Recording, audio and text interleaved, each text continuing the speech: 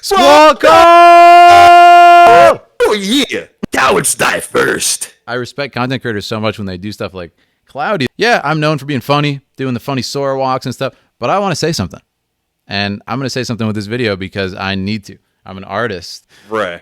Let me just say the last thing about like no, actually I ain't gonna bring up too much. Let it all out, man. Let it all out. This is your time. I just appreciate ass, not in a disrespectful way at all. Yeah, like I you just appreciate it, fine statue or something, artwork, yeah. Yeah, exactly. Make sure to sub to him on YouTube, to both of us, and let's have a fantastic evening. All right, guys, so welcome to the stream. We have a very special show for you today.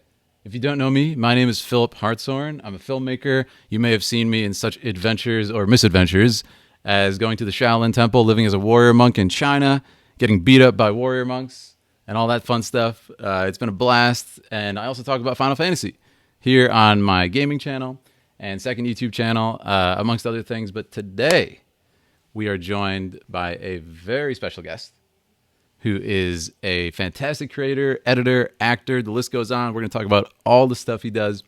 And we are joined today by Cloudie McDoom. And I think the best way to introduce him is actually to show you some of his work.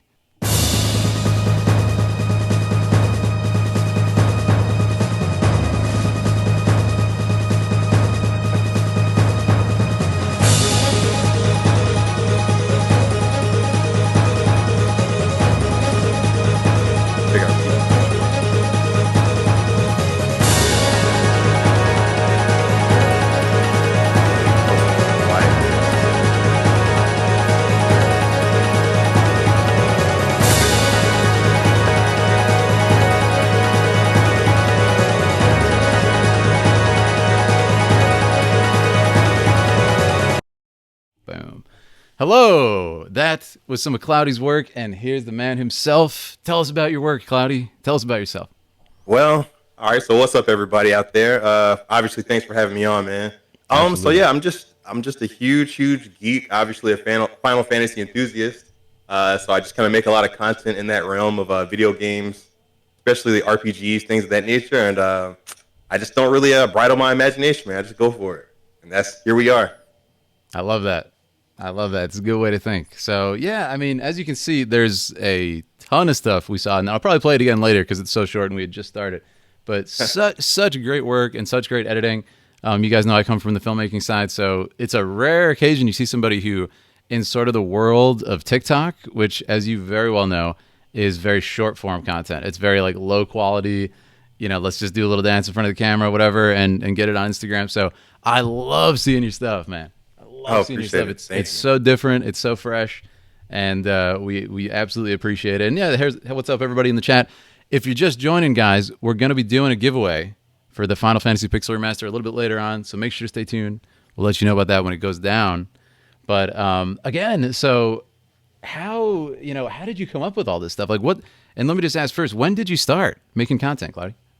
Okay, cool. So I guess I'll go into the quick history lesson of Cloudie McDoom. Yeah. So way back in 2013, I just bought a camera, and I went to a local free comic book day that we had here in town. I'm from Alabama, so it's the South. And someone was like, "Hey, I see you with a camera. Why don't you come to my event next week and film that?" I was like, "Cool, whatever." So I do it. My first cosplay convention ever. It blew me away. It was so much going on, so many cosplayers, and just a lot of activity. So I did that for a few years. Got kind of big in that arena under a company called Akio Boy Entertainment. That was my rise to fame in the nerd world at one point. Mm-hmm. So fast forward to 2018, and then I kind of decided, I'm going to do my own stuff. Just put wigs on and just act goofy in front of the camera. And literally, my come up was, the Red Dead Redemption 2 game? Yes.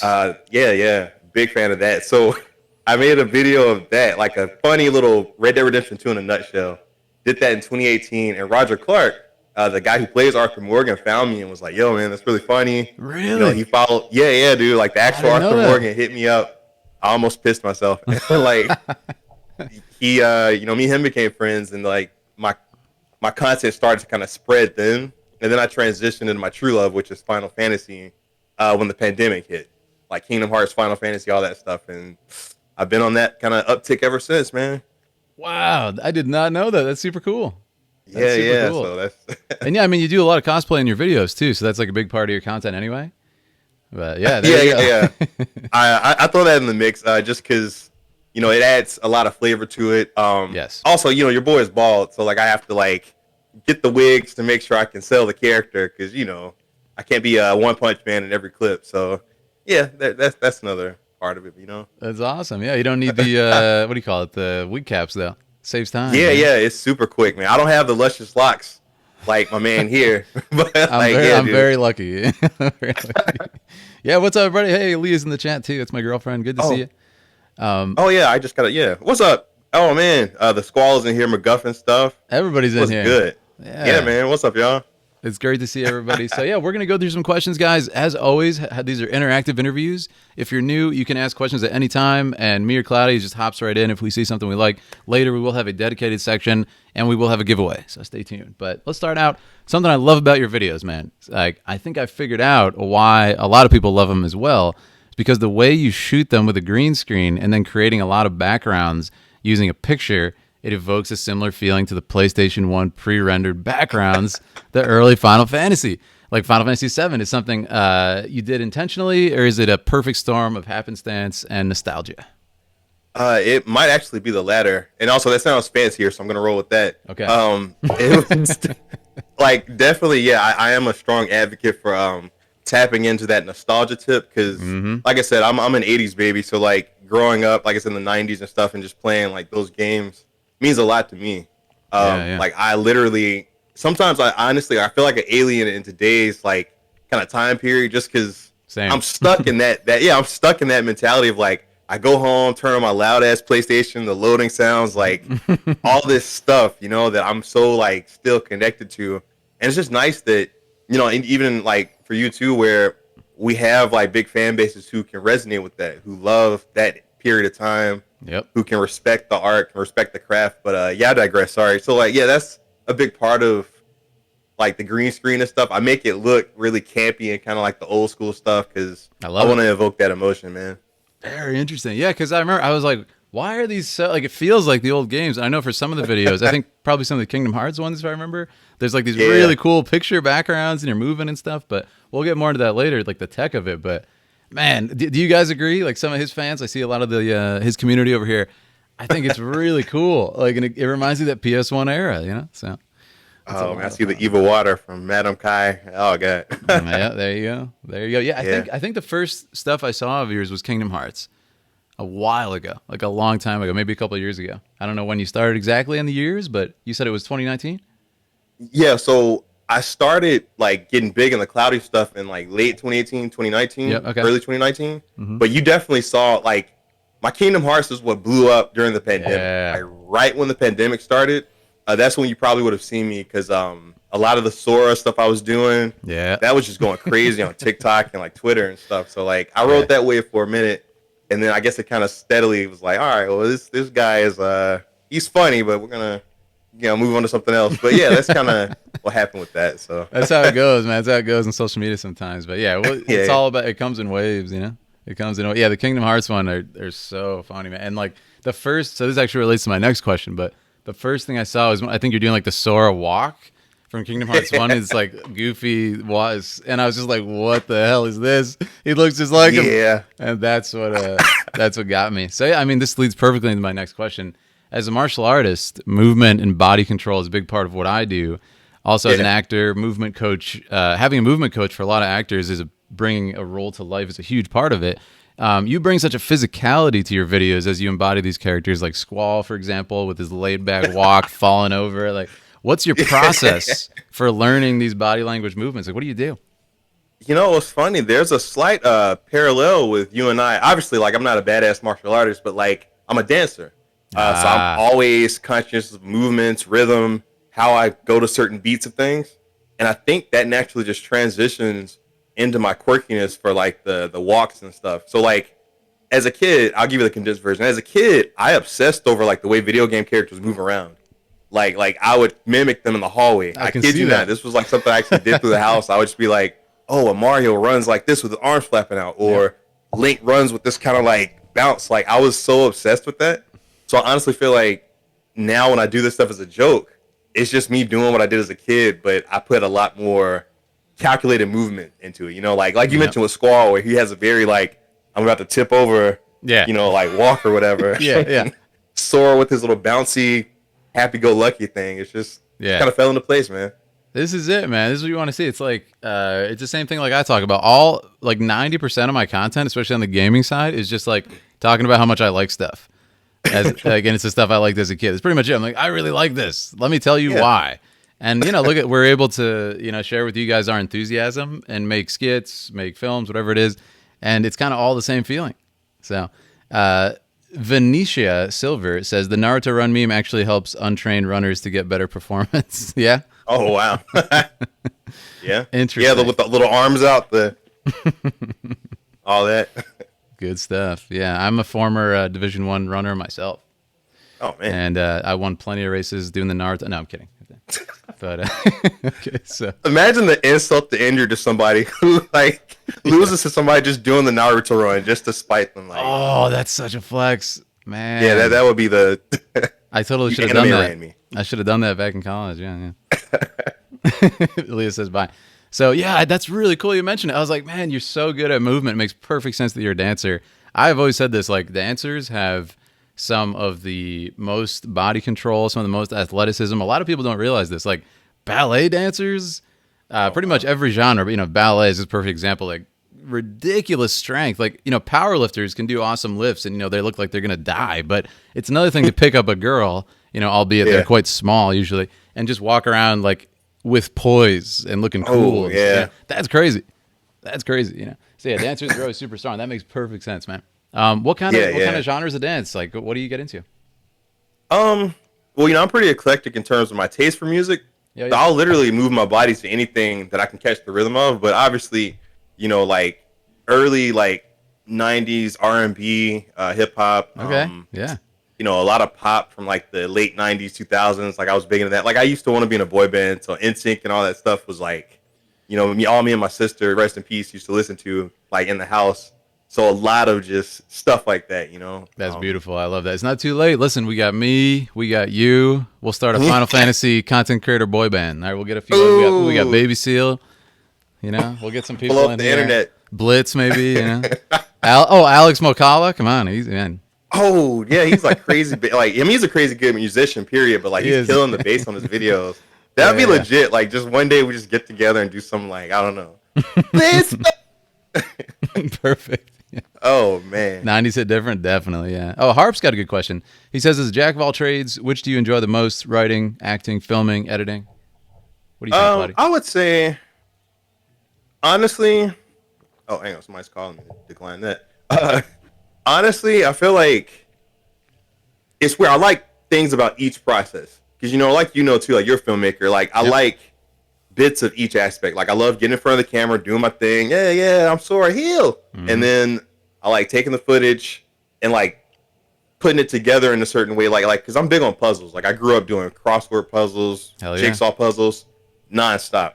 So I love that and add Legos. So I love the aspect of building it into something. Because I'll be honest with you, I never know what the skit is gonna be like exactly, especially when I'm filming it versus when I edit it. You know what I'm saying?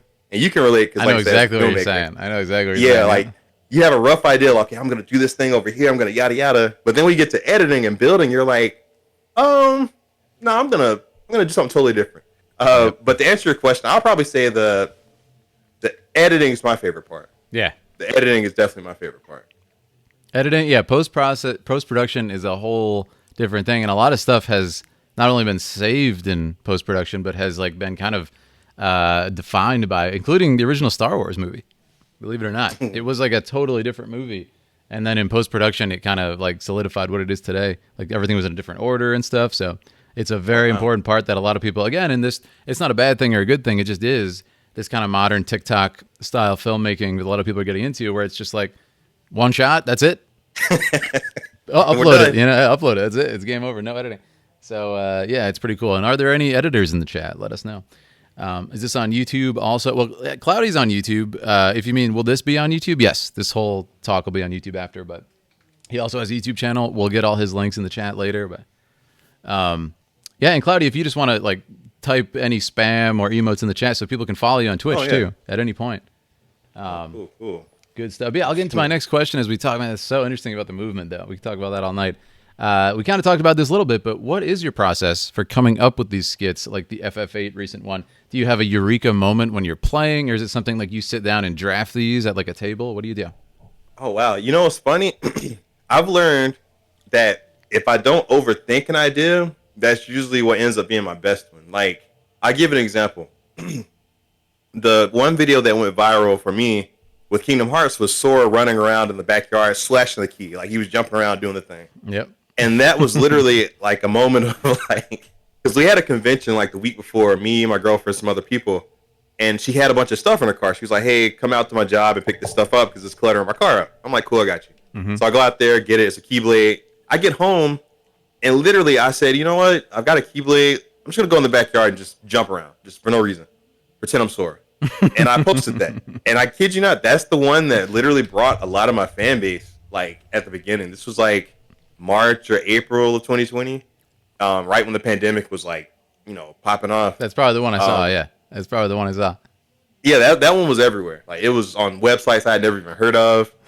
So yeah, my thought process depends on what the content is. Like, I did one called Final Fantasy Boss in a Nutshell, and that was basically like these made up characters facing the algorithm. Like fighting the algorithm. I love that one. The first one. Oh, appreciate it. Like the first one I did, I didn't think about. I threw on some outfits, went in my green screen room, and just did some goofy stuff.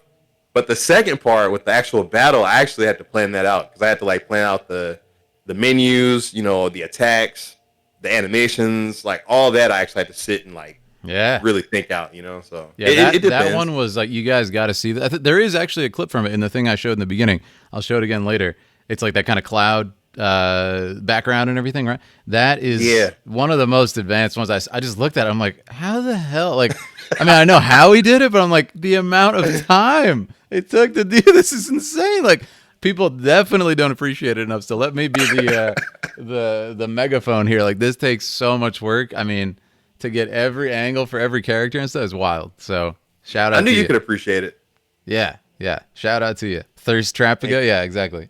There's some really funny stuff. Yeah, McGuff, I think that's the thing too. Is it's funny, but it's like well done. Most stuff is just funny and kind of jank, and like that's the point. Who cares? It's a joke. It doesn't have to be good, but you bring this production value. It's just like, what? So it's really. I want to laugh, but I'm kind of invested now. Yeah. So exactly. They say when's a collab happen? And man, the moment we can get in the same space, Yeah, man, for sure. Like I said, I've been peeping you, man. Like I said, you're flexing pretty hard. You got the moves, you got all this. Like, you're doing your thing. So it's cool. Hell yeah! No, I love your stuff, man. It's one of the joys of social media. It's just because there's nothing like it, and I think that's why you blew up. Because the moment, and this is advice for all you guys, like the moment if you want to get into content creation, you do something where like it just hasn't been done. It's almost impossible these days, but if you do, it's so good. It's so good. Next convention, we'll have to hook up at a convention sometime too. But I know you went to something recently. Cloudie, I don't know what it was, but yeah. Well, we had a local one here in town called Magic City Con. That was a couple months back. Oh, right. And then before that, I was in South Carolina running around Gasora. But we're because I know I'm going to go to Dragon Con. We're doing that, but I'm ready for cons to actually come back for sure. Yeah, they're kind of coming back. I think Comic-Con is happening. It's unclear, and then Anime NYC maybe. People are kind of up in the air now because of all the virus stuff. But yeah, we'll figure it out. But yeah, if we do it, it's definitely going to have some martial arts. It's going to have some cool choreography. Holy shit. McGuff with the 1,000 bits. Let me get the Master Sword, the Goron too. Oh, snap.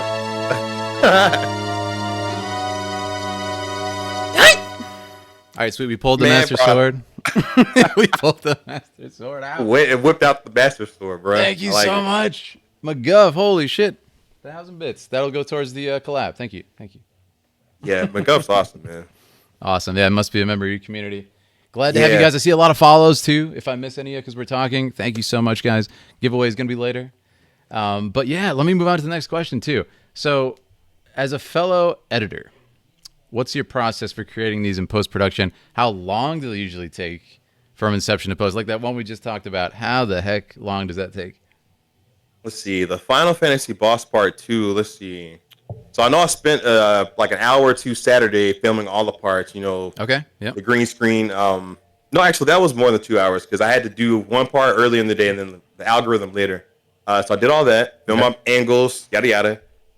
So I would say the editing on that was an ungodly amount of time. That took hours because Okay. look, anyone out there, like I said, feeling me know, but like when you are making something like this, imagine you're almost programming a game or sprites, if you will.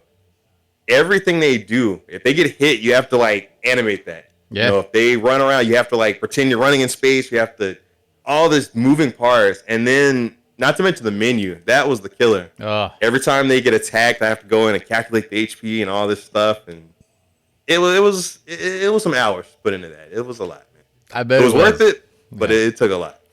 Yeah, the other thing that a lot of people don't grasp if you haven't done it is, like, for example, with my Shaolin documentary, that took, like, if there's no thinking time, this takes a monumental amount of time. It took me months upon months to edit after I had to come up with a concept of a script for it's a 45-minute documentary, and I had thousands of shots from like 6 different cameras from the Shaolin Temple, like just scattered everywhere in no particular order. It's like, what do I do with this? So I assume it's actually kind of similar to him. It's like, okay, I have all these animations. I have all these like interfaces and graphics and stuff, and the green screen shots, different angles. It's like an organizational disaster. That's one of my weak points personally too. And Aaliyah will tell you this. Good God, is like organizing and scheduling and stuff. So man, that's so difficult. And a lot of people think it's just like time that you would sit at the computer. It takes so much decision making power, a lot of it. Yeah. And that's what actually kind of makes it difficult. And what's up, Midnight Jen? But that's what I would say is one of the most challenging things for us with this like highly edited content is there's a phenomenon called like decision fatigue that happens. So have you ever been just like subjected to a million questions? A lot of this time happens in school, right? And it's just like, oh, what do you do about this? What do you about this? Left or right? Yes or no? Turkey or chicken? And you just like, eventually you can't make decisions anymore. Your brain just like turns off and shuts down. This editing is endless decisions, right? It's like, how long does that clip? Do I clip it here? How many frames for that? Do I clip it there? Yeah. What's this? How do I color correct this? And it's just endless decisions. So again, go back and watch these clips again. I'll play this a little bit later, his intro again, and you'll be able to appreciate it with what we're saying. But it takes a lot of work, yeah. So again, That big means a shout out lot. to him. Yeah, it does. You get it. You get it. Most people don't, so I can't talk about this. Yeah. You're like, oh, cool. That's a really cool video. Yeah. Nice job. Exactly. Is that a filter? Yeah, it was just a TikTok filter, right? The thing you did? Yeah. No editing. I'm like, come on. Like, really, TikTok filter? Not everything is TikTok.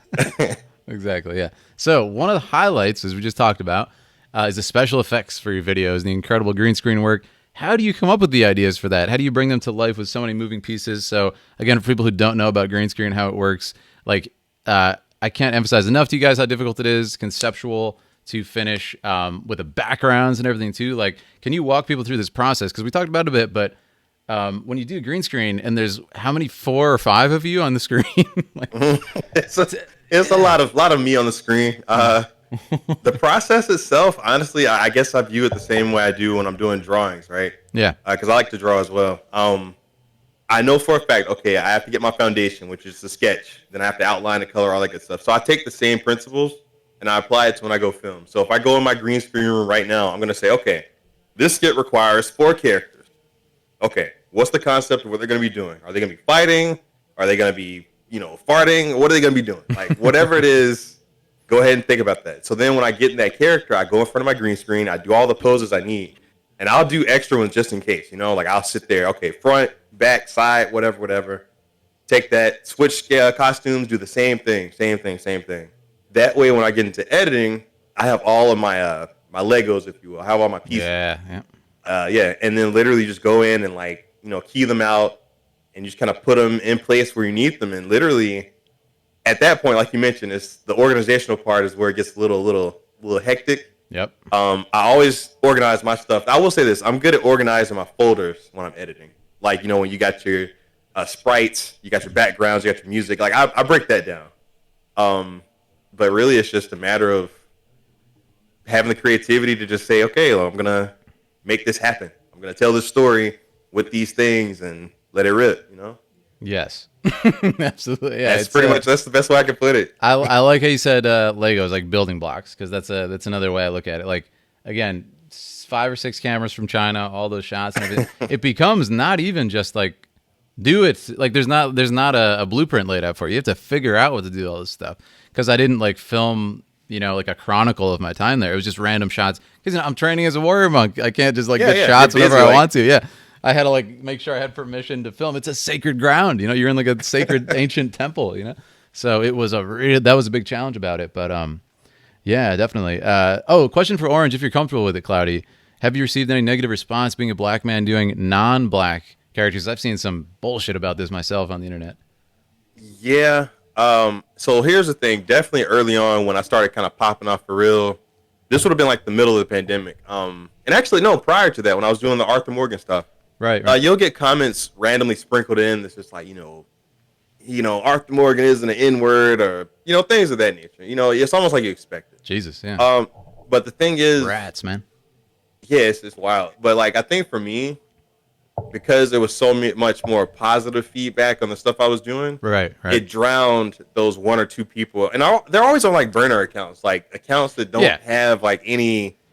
It's so weird. And that says it all, right? It's like they know it's such scumbag, like garbage comments that they won't even. They know they have to do it as like anonymous. Like, you go to the page, they got like a picture, like a car, and then a picture of Trump and some other randomness. Like it's just wild. But yeah, what do you expect? Yeah, exactly. But no, I think, like I said, I've gotten that. I'll get a lot of comments like, "Oh man, you're so cringe," or yada yada, etc. But I like to joke around anyway, so like even when I see stuff like that, sometimes I'll reply and be like, "Man, I know Cloudie McDoom is hella cringe, man. Like this guy is just trash. Like I hate this guy. Like I've done that to people before, and they'll just kind of back off and be like, "Hey, man, I was just kidding," or whatever. But it doesn't stop me. Yeah, and that's really good to hear, man. Like, first of all, sorry that happens. Like there's scumbags all over the place. I mean, I come from probably the most negative community on earth. I would argue is the martial arts community. Because, like I always say to people, if you think the fighting game community is like the most toxic, can you imagine real fighting? How toxic people get? Like how much insecurity and like ego is in real fighting? If you think it's bad in fighting games, like so, it is a disaster, man. People are like death threats daily sometimes, crazy stuff. Like the stuff you'll see in like sometimes my Instagram comment section is like, what is going on here? So yeah, it comes with the territory, sadly. And at first, it's we're conditioned to have a very reactionary kind of like anger and stuff like that. But you got to just realize it's kind of like the bully thing, right? Like these people are probably hurting the most. If they thought the best what they had to do today was make a burner account and go onto Cloudie's video and be like, actually in the game, Squall would move differently than that. Like it's not quite exactly how it. It's like, dude, get a life, man, get a life. And thank you so much for the sub, Thunder. I appreciate you. And it's funny because just the other day, Cloudie, I had this person comment on my Facebook, and I posted a clip from the documentary just talking about it and stuff. And this guy comments, "Grow up and get a real job." And I saw you post on Twitter. What? Yeah, it's got a huge response on Twitter, which is hilarious. And I got a million people coming to my defense on Facebook and Twitter and everything. But the thing, like, first of all, it's like, dude, just let people live their lives. Second of all, what is a job? Like, it's what pays you, right? It's how you can survive. So a lot of people kind of summed it up. It's like this guy's suffering so greatly, and he's just angry that you're not too. He needs you to suffer too. The special level of salt. Yeah, it's extreme salt. So, I mean, it's a lot of that, I'm sure. But yeah, that's why, I mean, and again, to Cloudie's credit, you have to, it comes with the territory. Being a content creator, you are going to get negativity. You are going to get just haters. You're going to get people just trolling. They're probably kidding most of the time too, but you don't know that. You still feel that negativity, and it can hurt. But, again, you got to be a certain kind of person to, like, shoulder through that and just keep going. So it's another, yeah. So a lot of people don't see it because it's all behind the scenes. Like, we'll get comments, and a lot of them are positive, and a lot of them are like, go die. Like, I'll kill you in a fight. And it's like, oh, that's weird. Next. Okay. Yeah, so you just got to kind of deal with it. And oddly enough, they usually are as much value as anything that people say. Right, like people are usually just kind of dealing with their own life and typing whatever on the internet. Like you can't take anything incredibly seriously. So, you gotta continue being you. But, anyways, yeah, great question from Orange there, and we're just glad you are, in fact, you, Cloudie. What does Final Fantasy mean to you, Cloudie? What does Final Fantasy mean to me? Well, Actually, I made a TikTok about this a long time ago. It was actually in the Cloud outfit, and I Yep. was talking about this one particular story. Mm-hmm. I was in like the seventh grade, I think.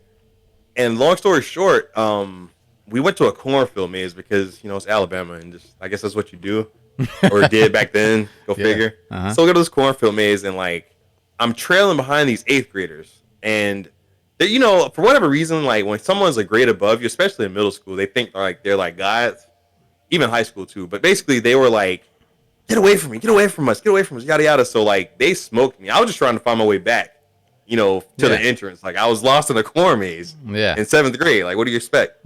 So they ditched me, they leave me. So I'm out there alone for a good like 30 minutes to an hour trying to Damn. find my way back. Yeah, man, it sucked. So then I get back to the bus and I'm trying to like go back and sit with some of the other eighth graders.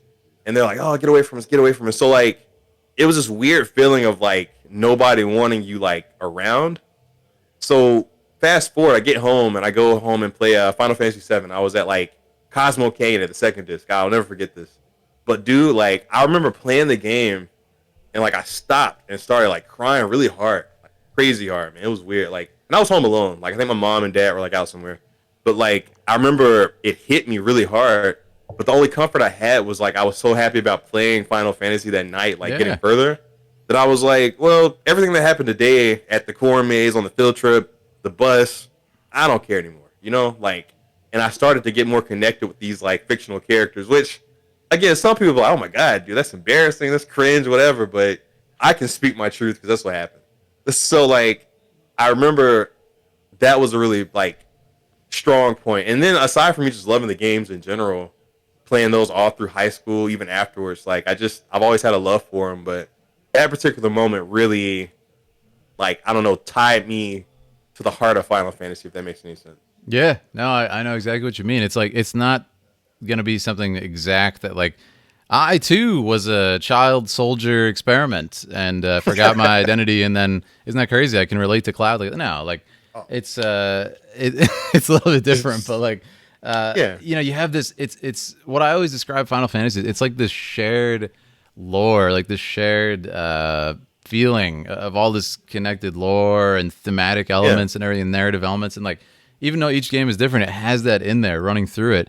And it's really beautiful when you'll have a moment in your life, whether it's something like that where you're kind of feeling lonely or something, and then you'll have a moment what comes right to mind right now is like Final Fantasy 9, where like the "You're Not Favorite. Alone" scene, right? It's like such a great scene, and like man, I played that last year, and you can't help but tear up just thinking about like, oh my god, it's so meaningful, and you don't even have to have the same exact thing happen to you, but it's such a beautiful thing, and I think that's why it's so hard to put into words, but why a lot of us love this franchise, because when you're growing up, it's like so formative, and these moments stay with you. Like you had a lot of pain, and then in the game, it makes you feel better. It makes you feel all right, Yes. Dude, I'm glad you mentioned that because a lot of people know FF9 is like my favorite. I've said it again and again. I've heard you say that. Yeah. It's just, but even you mentioned that scene with "You're Not Alone," just like when I first heard that song, and like you're going through stumbling around with Zidane or Zidane, and like Man, everyone's like, "Yo, man, snap out of it! Like, quit being a prick! Like, you got friends." And he's like, "Nah, man, I'm a clone. I just found out I was grown in a test tube in some yeah. weird world." Like, it's so many emotions to feel at that point, man. But yeah, that stuck with me too, man. Yeah, it's a powerful scene, man. And like playing it as a man versus playing it as like a younger boy, a younger man when I first played it as a kid, was a totally different experience. Because when you're a kid, again, it's more this like what I'm feeling because your world is so small when you're a child, right? It's like Yeah. you got your parents, you got your sister, your brother, whoever else, your cousins, your friends at school, and like that's it. Like you're usually not good. You don't have a very big circle. And then when you get older, you get to possibly you go to get a job, you go to college, you travel, you expand, you expand, and you expand. So like man, it hit me different recently when I played it. It was last year on stream after we did FF7 remake. We played like 8, 9, 10. And dude, that scene, like what hit me the most was actually Steiner. Like he had this moment with him where it was like kind of the culmination of their like how do you explain it? Are we enemies? Are we friends? Do we respect each other? Yeah. And it's like the Barrett Cloud. It's the same exact thing, right? And then all of a sudden That's it's right. like, you know what? I get you now. I understand it. You're a dick face, but I see why now, and I respect you. Yeah. And I got your back. And dude, as a man, like again, I've done a lot of very kind of like brotherhood based stuff, Shaolin Temple with like a close friend of mine, living as a monk, climbing to Everest with a close friend of mine, like all this crazy stuff. And it's just, that hit me so emotionally. I teared up right when that happened. Oh man, that got me so hard. It's very deep, yeah. And this is why, like, what I just hinted at, and I'm sure Cloudie has his own version of this, but like we all relate to all these different parts of Final Fantasy so strongly, like FF15. I talked about this in our last podcast here, like the four guys. I was living with three other men in a small studio apartment in New York City. We were like, I relate to this shit so much. Oh my God. That was us every single day. We're like, who's who? And we assigned each other. You're Gladio. You're not.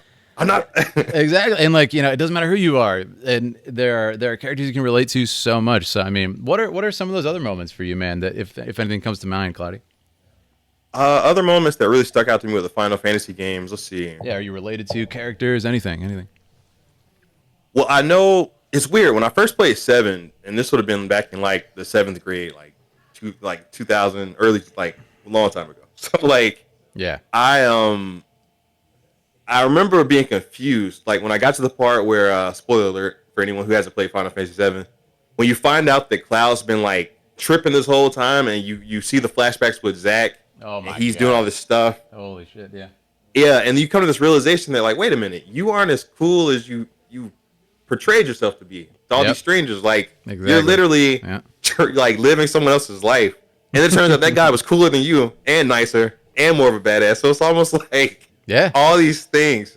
And like when I got to that part, I remember feeling so bad for Cloud because it's like, again, when you're younger too, you're trying to put on this mask for people. You're trying to like be this grandiose version of yourself. Oh yeah. And then when someone chips away the paint from you, it's like, wait a minute, you're just like some scared and confused little boy or whatever. Yep. Like I think that hit me hard for Cloud as a character because going through that game, I was like, oh, he's a badass, blah, blah, blah. He's my main character. So it was such a deep, like I never played a game like that at the time, I agree completely, yeah. And we had Sean Chiplock on recently who plays Nero in FF7 Remake, and he talked about it. He talked about it as well, like what defines a lot of the characters in FF7 is like, who were these people? Who do they think they are as far as their identity? Like, what's the revelation of who they actually are? And then how do they deal with that going forward? Like, do they accept who they are? Do they not? Like, look at Sephiroth, look at Cloud, look at all these people where it's like, holy crap, that's so accurate. And it's really, I would say even Barrett, with the stuff with like dying and where he's down in the desert and everything, like those moments of like, it's so powerful. And I think that's probably why we relate so much. Like me, my camera battery, don't worry, by the way, I'm going to switch it soon. I got another battery right here. I know I stress you guys out. I was going to ask you, but I was like, I think he's got it. Yeah. But yeah, I relate most closely to Tifa in Final Fantasy. I always say this on broken record at this point, but what I love about Tifa is, yeah, she's a martial artist. I do that. That's awesome. But like, which I'm excited because they're going to explore more in the remake, but like her master and stuff. But her kindness is her weakness. And like, that's what gets her into a lot of trouble. And that's actually what hurts Cloud. Had she spoken up more, had she done something, and it's just, what an interesting weakness for someone to have. Like, they're too nice, they're too kind. It actually backfires and hurts them and hurts their friend. Like, it's just such complex. And I've had that a lot in my life. And it's just such complex characters. And I continually am blown away by it. Again, that, I am not, believe it or not, a early 20s female with large gongagas. Yet I can relate to Tifa so much. It's really awesome. Yeah. I know, I feel you on that, man. Like, and also I was gonna say another thing that impacted me was FF10, the Titus and Jex relationship. Because when you play FF10 and you're playing as Titus, like he's so like, I'm so cool and happy go lucky. I'm this Blitzball player, yada yada. Like he's such a snarky protagonist, right? Yep. Kind of like Zidane from FF9. Yep. But like with Titus, especially because they have voice actors at this point, every time Jecht is either mentioned or he's somehow present, Titus like crumbles. Like he pretty much is like reverted to that little hurt kid. Yes. And that was so powerful because like me and my dad didn't have the best relationship. Rest in peace to him. I mean, we fixed it close to his deathbed, but like I remember growing up, I was in his shadow in a sense. My dad was like a super extrovert. Like I'm an ambivert. Like I can be alone, I can be with people, and I'm fine. Yeah. My dad was like the far end of the spectrum. Like we'd be at the store, he'd talk to random people. He was just a friendly big guy. So it's like I could never be on his level. But like with Titus and Jack, you know, it was just that kind of just a strange relationship they had because everything Titus did, you knew Jack had done it better, or like Jack was like the main like hey the big shot. You know what I mean? Oh yeah, like the way he acted, the way he treated him. Yeah. He's just like you little runt, like whatever. But like the one that hit me, and I'll say this to wrap it up, was when you fight Jack, and you know you have to kill him, and Jack is just like chilling, like hey man, just do it. You know it's good to see you, son, but just kill me. Yeah. And like Titus is crying about it, like it's such a deep like. You know, like it was so I don't know. That was just a really powerful like dynamic they had. What you're saying is, I think probably one of the best parts of Final Fantasy X, which oddly a lot of people just ignore or don't catch because they're so focused on the romance and stuff. But what you just said hit me again, being like older and playing it again versus younger, is the beautiful thing about Titus and Jack is number one, Jack is the hero of Final Fantasy X, which is awesome. Like he, when he's with Braska, chooses to sacrifice himself to become the and also tells Auron to go take care of Titus. Like everything is set in motion by Jack. Like he's the real hero. It's kind of like Cloud versus Zack, right? But the cool thing is, it's about Titus accepting his father. And like Cloudie said, he's nailed it. Is when he's a kid, the mere mention of Jack by Yuna, who like worships the guys. Oh, Jack's the greatest guy. He's like, he's not great. And all of a sudden he becomes like a petulant kid. He's yelling about his dad being an asshole. No, he's not great. He's a pain in the ass. I hope he did die. And it's like, what? What the hell is that? Like, and he's usually this really chill, happy-go-lucky guy. And by the end of the game, notice he always says, I don't want to talk about my old man. He calls him his old man all the time. He will not acknowledge him that he's his father. And then the last scene, as Jack is dying, he calls him dad. And it's so heart-wrenching, man. It's so well done. And also because the battle was so damn hard, too. That adds like to the impact.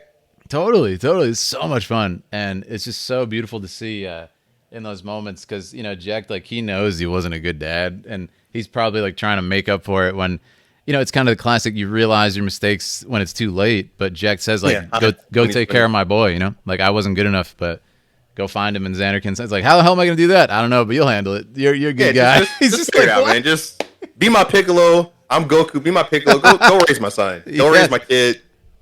Be the real. Yeah. What was the line? Be my MVP. What is the line from Guardians of the Galaxy? It's like, he was your father, but he wasn't your daddy. Oh, yeah. Hit your daddy, boy. Yeah. Like, that's full blown. Guys, so funny. But yeah, it's really beautiful. And we'd love to hear about some of your in chat, too, guys, if you have, like, meaningful moments. But, yeah, for me, that's the, I hate you equals I love you. That's right. He says I hate you to Jack, even though he means he loves him. It's beautiful. And ironically, at the end of the game, Yuna says to Titus, I love you, right, instead of I hate you. But in the Japanese, she says thank you, which they don't really say I love you in Japan. So that is like saying I love you. It apparently means the same thing. So pretty interesting. It's like, it's like they get married. It's just like, thank you. Thanks, bud. Anyways, thanks, bro. Appreciate good looking out on this marriage. That's pretty cool, man. Yeah, it's very interesting. There's a lot of cool stuff related to remake too, with like Japanese language grammar and pronouns and stuff, which is pretty cool with Sephiroth. But we can get into that later. But it's good stuff. But anyways, I'm gonna switch the camera battery in a second. Don't worry, guys.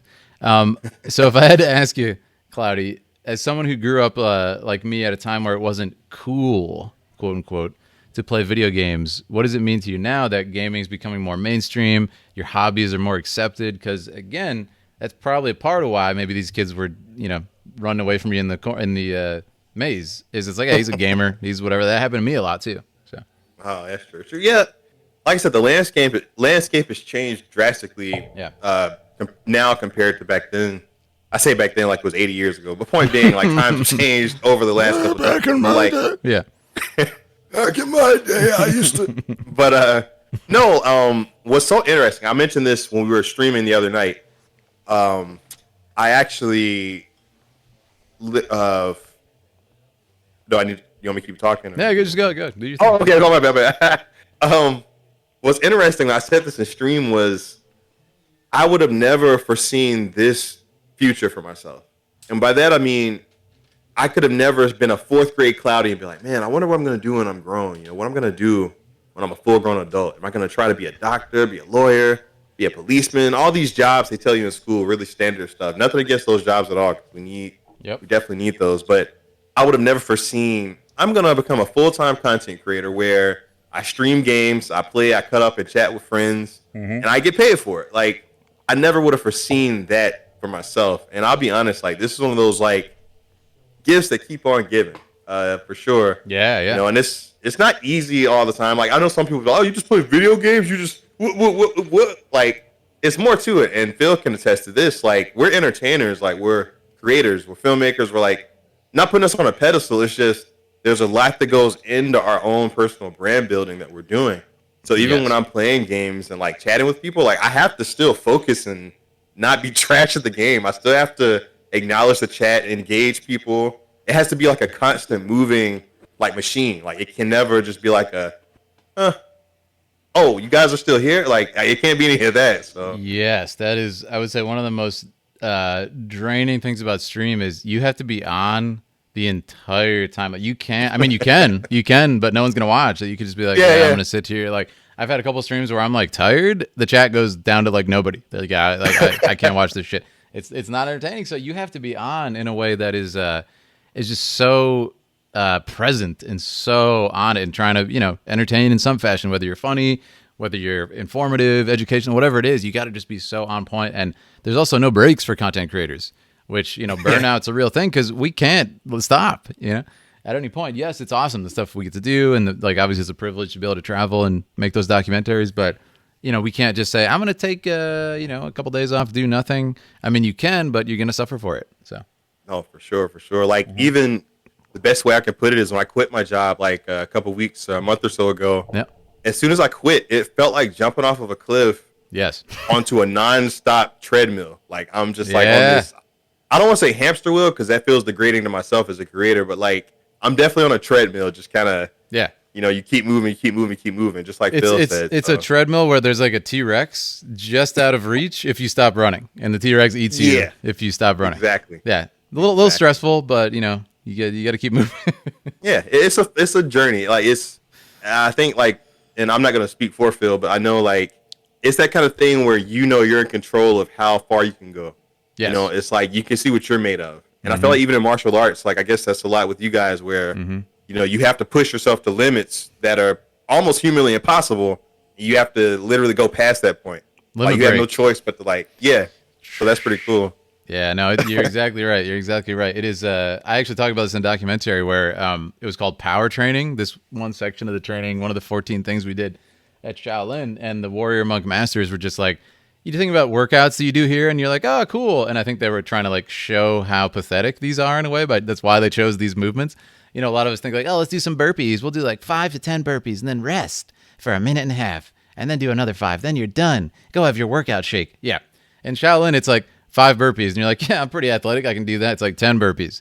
No break. Okay, shit. All right, I can do that. I'm pretty athletic. It's like 20 burpees. What? What do you mean 20 burpees? And then you're like starting to phase out of existence. You don't even know where you are. And then it's like 50 burpees. What? Like there's no break. And it's just to show you like you're weak, you're nothing. And it's crazy. Your will is weak. Yeah, it's insane. And you just realize like you black out. I blacked out 4 times during that first, like I didn't even know where I was. I was just doing push-ups, jumping around and like getting attacked and stuff, getting punched. It's crazy. So Scary, man. but it's very much like Final Fantasy. Again, you can relate to that stuff growing up, and that's why it's so cool for them to kind of like creatively make those moves called like limit breaks and stuff, and make that a part of the narrative, make that a part of all the stuff. So I don't know. It's another thing we can relate, but the random quote though, it does, yeah. If you guys want to do quotes, you can do exclamation point quotes. I apologize for anything you'll see. These are all things I've said at some point on stream, but yeah, there you go. Hey, Rage and Red Wolf. What's up? What's up, Red Bull? Yeah. Again, lots of follows, guys. Thank you so much. If I didn't get to shout you out. Great question from McGuff. Favorite villains? What do we think, Cloudie? You want me to go first? I got some good ones.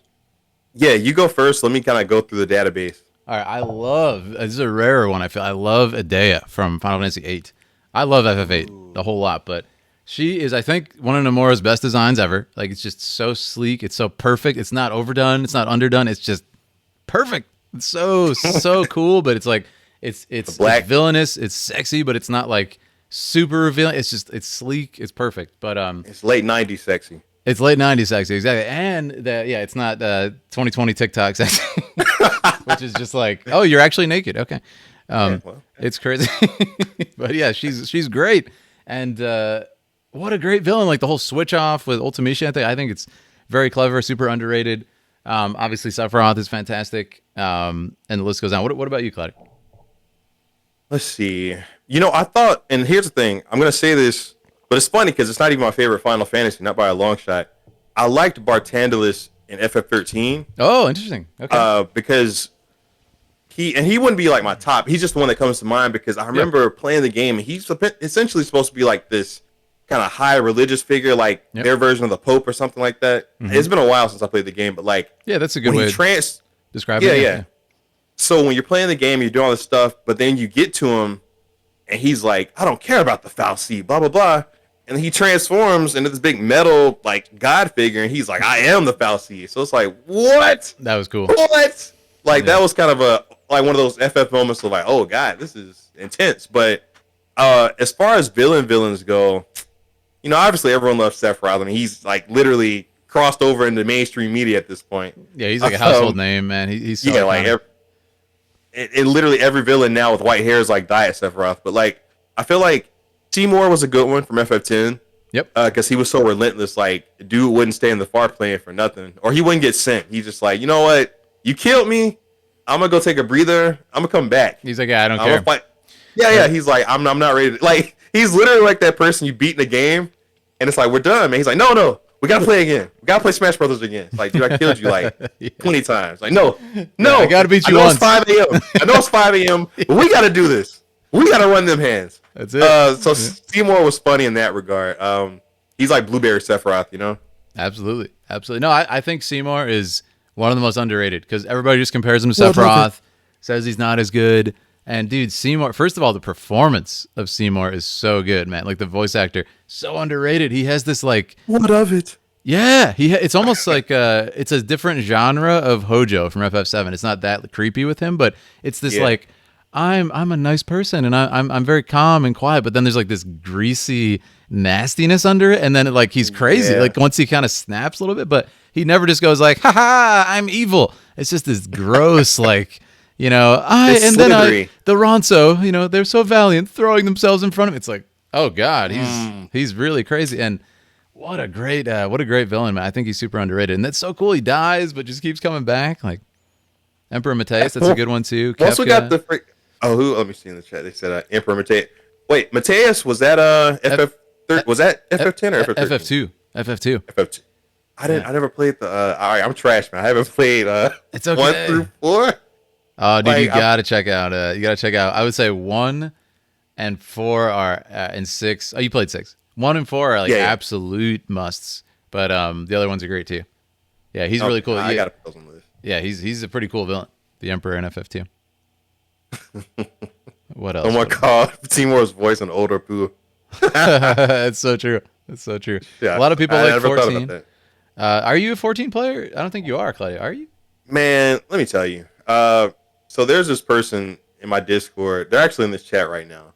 Okay. I'm gonna just call her the Queen of the Down Bad. She knows who she is. She's constantly plugging FF14 like, Cloud, you should play FF14. Have you played the 60-day free trial, yada yada, Heaven's Ward? I haven't. I might someday. I just haven't committed to it yet. I respect that. I have a very complicated relationship with the 14 community, as you all well know. But we'll see what happens if I go back to it, Yeah, we'll go back to it. Anyways, great conversation, guys. Keep up the amazing questions. And I'm going to ask my next one as well. What's your favorite Final Fantasy song or top 3 if you had to pick, Cloudie? We talked about You're Not Alone, which is a great song, but what else do you think? Oh, wow. Let me think. I know the one that always gets me emotional would be Garnet's theme in FF9. I think it's Melodies of Life. Yeah. Mm-hmm. That one even more because I use that for like my sister passed back in May. I made a TikTok explaining how I'm going to be off for like a month or so. But I use that song, so now every time I hear it, like I think about like her in that regard. Before it was just a beautiful emotional song, but now it has like this 2-tone weight added to it because of that. So I'm gonna make that my number 1. Number 2, I love the FF7. All right, it's weird. FF7 remakes Collapse Expressway. That's like a new jam, but that one hit so hard. Like I love that song so much. That one's great. But then like the world map music for FF7, like the Yeah. like So that stuff good. is so man. Only three. I only get three. All right. Well, Melodies of Life, Collapsed Expressway, and let me make my third one. I'm not gonna use the word map. Give Let me me a make my top third five. one. Give me a top five. I admit it's too hard. Top five. Okay, cool. All right. So in that case, number three is gonna be the world map from FF7, Renoa's theme from FF8, Yep. and I like FF13's boss battle music. Like there's one part of it. No. Yes. Not the boss battle. Not the boss battle. The music when Sais confronts Vanille. Oh yeah. When he finds out she played him. It's called Idolins or Idolines, however you say Idolins on Parade. That's what That's it's a called on YouTube. But great that song. song, Yep. when he's like gonna shoot her and he's like, forget it, I don't even care anymore. And that song, the swell of it, like you gotta, oh man, that one hits me so hard. I It's agree. like a no hope song. Like there's no hope left for the team. Yep. It's beautiful, man. Yeah, he's that's Masashi Hamauzu does the soundtrack for 13 and 7 remake, and he is so good at those like emotional high point down, emotions that are exploding moment. Like he nails those so well. Aaliyah's got some great ones. Yeah, we love Theme of Love. We've been working on a duet of that. Via Yeah, I saw y'all's piano. Yeah. That was super fun. Yeah. Via Purifico, Aaliyah convinced me I could learn on piano. She's like, You "You're good gotta enough." play that one. Yeah, it's so good. And Prelude, of course. Classic songs. Man, all of us. Tell us your top FF songs, guys. There's so many. That's a solid top five. I'm gonna trade one out. Now that you mentioned FF10 and Via Purifico, Mm-hmm. I'm gonna trade out my FF7 world map for FF10 Assault. The music when you're like Yeah, fighting the wedding? Sin or breaking up the wedding. Yeah. Yes. Because I use that for my final the boss battle. I use that. So I love that song so much. That was perfect, man. That was perfect. Yeah. What is your? I have an editing question. Just I'll throw in quick. When you choose something like a song for that, what's your process? Do you instantly know what you want, or do you like place a bunch of songs and see how they sound? Like when I did the Final Fantasy boss theme. I mean the boss. Yeah, because I constantly hum, and I can't even believe I forgot this. It was just like should have been on the top of my mind. I always hum that song FF10 Assault. I always like whatever I'm doing, like it randomly crossed my head. So I knew when I did that skit, I was like, I need something epic and triumphant, but also stressful. Because that song is like, Yeah. the stakes are high, like it rises. Like it's just that one part at the beginning, the like that. So good. I knew I needed that one part, and I built the rest around that. So I'm gonna ask you: have you heard the final symphony version of that song? Because it's goddamn epic. You're gonna lose I've your heard mind, dude. You're gonna lose your mind. Yeah, it's full orchestra. Like, yeah, I'll send it to you or whatever. It is so good. If you guys haven't heard this, but yeah, it's full orchestra. It sounds insane. You got to check it out. You're gonna lose your Man, mind. listen, I'm gonna tell you a cringe story. So Please. the first time I heard that, this would have been back in like 01, 02. I was at the beach with a friend and his family, right? Mm-hmm. So literally, we were playing like we're nerds. So we brought the PlayStation 2 and Final Fantasy 10 because we hadn't beaten it yet to the beach. To the beach? Well, when we were inside, like we weren't like on the beach. I mean, like, like, what wait. So yeah, we had a generator, we had a TV, PS2 on the beach, baby. Wait. Let me correct. All right, so when we weren't in the ocean playing around, we would go back to the place we were staying at and play it there. The point being is like I think the second day we were there, we were playing FF10. Got to that part with like the wedding and stuff, and I heard that song, and it was like me and my homeboy at the time. We were both like vibing on. We were like, "Yo, man, Yeah. yo, attack all this stuff." But like when we went, here's the cringe part. The next day, we went out to the ocean. And we kept like humming the song in the ocean. The waves were like taking us down, and we're just out there being kids, just like like it was pretty cringe, but it was a happy moment, man. It was a happy time. We love cringe, man. Some of the most juicy cringe. It's always good. Yeah. No, man, that song is magical. Yeah, and the thing is, when you first hear that song, I think the reason it sticks with you so much is the cinematic during that is mind blowing. When Titus does the side flip over the thing, it's like what? The visuals are so cool, man. It's so creative, and like that to me is like height of Final Fantasy. There are a few scenes that I've talked about this a lot, like cinematics, that literally inspired me to get into filming because I love them so much. It's the Yuna sending, That's another one where you just like your jaw is open. You're like, what am I looking at? Is this a game? Is this a movie? What is this? That scene where the wedding raid, Final Fantasy VIII dance with Renoa and Squall, like the ballroom dance. Yeah, and he's trying to walk off. Yeah, Yeah, you're just like, what? And then I would say, yeah, the wedding scene, like we said, the ending of FF10, like the list goes on. The motorcycles attacking, like the two gardens attacking each other in FF8, the motorcycles flying. So like, what is this shit? It's so good.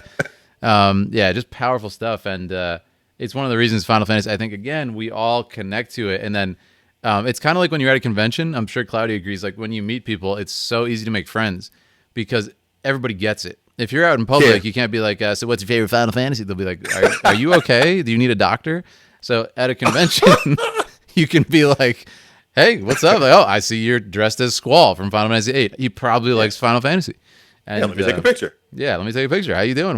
How you enjoying the con? Like, we can connect with each other because we all understand. It's, oh, he plays Final Fantasy. He gets it. That is hilarious. You mentioned that, bro. Let me say, like, so. Oh no. I went to the beach. Me and my girl went to the beach like a couple months back, and I told her I want to make a video here. It was like a Costa del Sol like recreation from FF7. So I had the whole Cloud outfit on, the whole shebang, the sword, everything. Let me tell you something. When you go to the beach in a resort where like no one there for real like is down with that stuff, I had quite a few stares, man. I had some people even come up to me like, what is this? What's going on? Are you now, okay? I will say this. Yeah, like they probably thought I was on crack. Now I'm thankful that my girl had the camera behind me because if I just went out there by myself, they might have been like, stay away from our kids.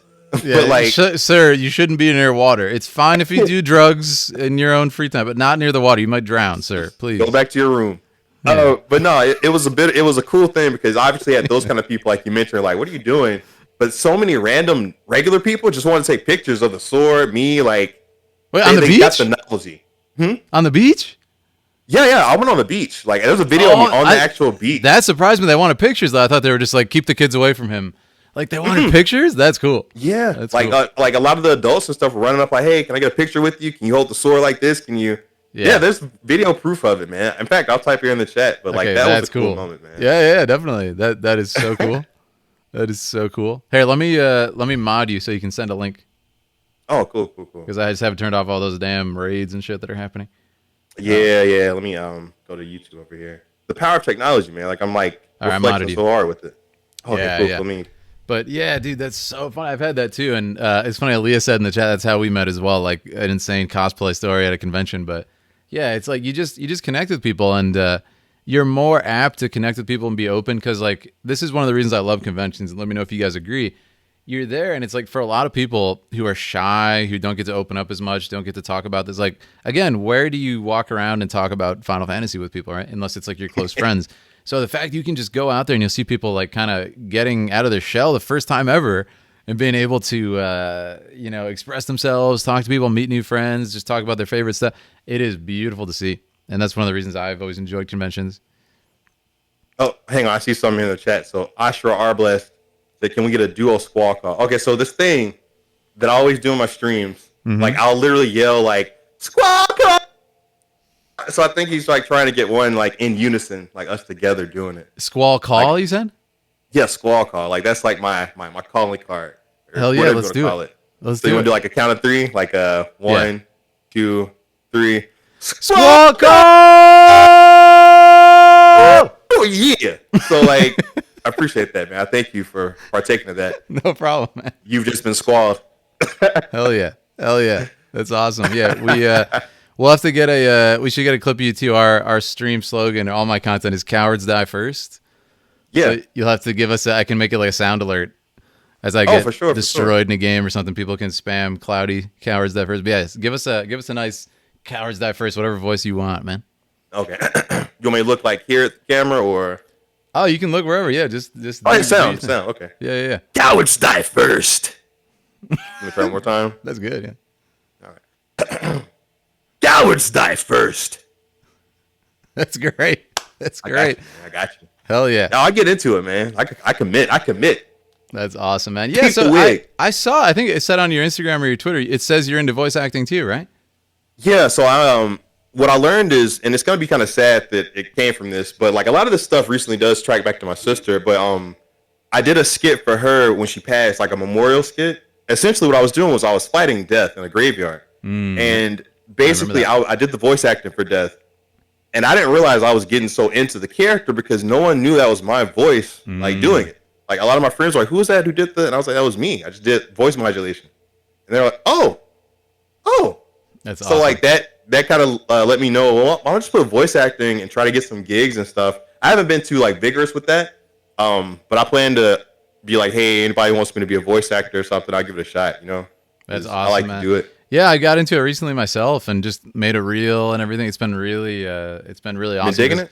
I'm the same way. Like I've been doing crazy voices my whole life. And my girlfriend Aaliyah was just like, "You need to do this shit." The stupid go ahead and voices you do, like do it. I make me laugh, but other people should hear them as well.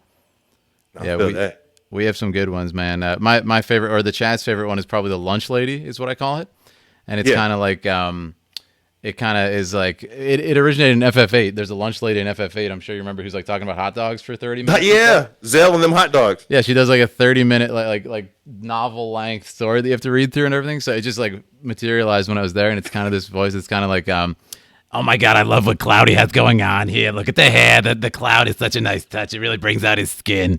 And oh my God, his eyes. Look at the buster sword over there. I like the sheen on it. That's so nice. What are you doing Bruh. later? What are you doing later tonight? You want to come over? We'll go to brunch. It'll be a good time. You know? The freaking oh my god, dude! Like that's like the not Hey Arnold, but like the New Yorker kind of like the. I can't do it because I'm not, I can't do that accent that well. But like that's what it reminds me of. Like the oh hey how you like the that's legit, man. Yeah, it materialized from Just FF8. So. pick me up as a lunch lady. I do a decent Master Roshi. Yeah, very impressive. Show me some Damn. titties. Master Bruh. Roshi.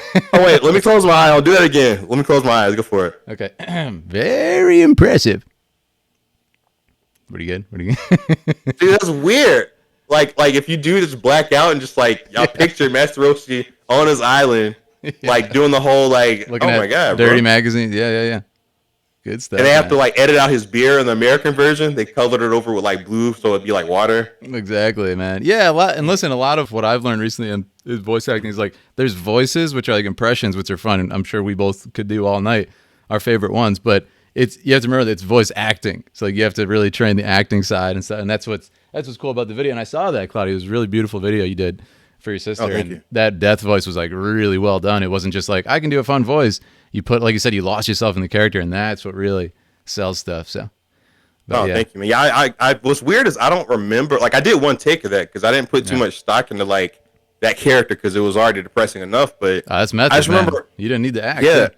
yeah, it was weird because I told myself I want this to be such a like because if it's death, obviously he's not gonna care one way or the other. He's just doing a job. So like I wanted him to have this like very snarky, kind of upbeat game show host, like weird, like the world is his stage because he's like reaping souls all the time. Like that's the mentality I had when I went into it. But I was so like just down and out, man. But I'm glad it came together. It definitely helped me get some closure. So thanks for watching it, man. That was great. It was great. That's powerful stuff, man. Again, that's what is really cool for me too about being able to create as opposed to doing something like negative or like you have all this energy built up. It could be sadness, it could be pain, whatever it is, and you can put it into a project. And like, that's why I saw that and I was just like, oh, that's so good. He did that, man. Instead of like keeping that inside you, having to deal with that, you can just like get it out there. And like you said, it actually kind of makes it nice because now you have those. You've immortalized that song as like kind of has a double meaning. It's you coping with it, but letting us in to help you feel better. It's just a beautiful kind of like circle of life, and it's something we really have a great privilege as like creators to be able to share with you guys like what we go through. And as they say, like it's always going to come out. What you're going through in your art. Oh, yeah, that's even like I know this is kind of messed up, but like my Final Fantasy, like I've been doing this stuff called Episode Radicus, right? Like that's the main guy in my little fake Final Fantasy stuff. Yeah, he went down like a 3-episode spiral of just like darkness, literal darkness. And what was intended to just be like a quick joke, like some cool Final Fantasy elements, turned into like an actual introspective look into myself as a creator, what I'm trying to do, how I'm trying to grow. Like I put all those into the Radicus like lore, if you will. So those skits were like, there's some of my darkest stuff. Not counting my sister skit, those are some of my darkest skits, man. I saw. I think it's the one where he's on like a beach, like the really blue background. Is that 2 or 3? Episode 2 or 3? Which one was that? That's that's 2 when he's just like walking in the water and then the big skull guy. That's 2. I think I saw that one. And that was one of the first ones I saw where I was like, oh man, he's really kind of doing something interesting because it's not just you're being funny and it's like you're really trying to get a message across too. So yeah, I really respect that because again, you got to understand there's a lot of risk for us as creators. This is why you get like the rats of the earth like Logan Paul and all these guys like going down these dark paths of like I got to keep creating content. I need numbers. What's next? Let's tase a rat who's dead and says like what is this? You keep doing more stupid stuff. Oh, let's show a poor person who's taking their own life. Like, it's just disturbing stuff because they keep becoming obsessed with getting more. So it's I respect content creators so much when they do stuff like Cloudie there is, I'm known for being funny, doing the funny Sora walks and stuff, but I want to say something.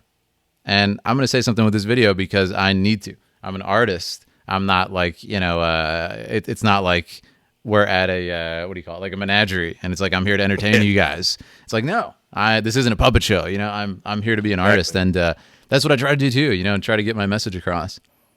So let's do crazy shit. It's disturbing. Yeah, exactly. That's pretty much what a lot of people do. That's what a lot of people do. So I always respect people. And that's why I love Final Fantasy. Again, I always say, after FF7, they could have easily just been like, let's make an FF7 printing press. FF7 2, 3, 4, which, ironically I did eventually. But FF8 is a love story. Like, I want to tell a love story. Sorry. This is what's next. There's no materia. There's no nothing. Like, it's the draw system. It's like they had something. System, you're going to like it. Yeah, you're going to like it, bitch, because I'm an artist. And that's what I say. Like, system, bitch. It's beautiful. It's beautiful. What's up, guys? A lot of people are joining just now.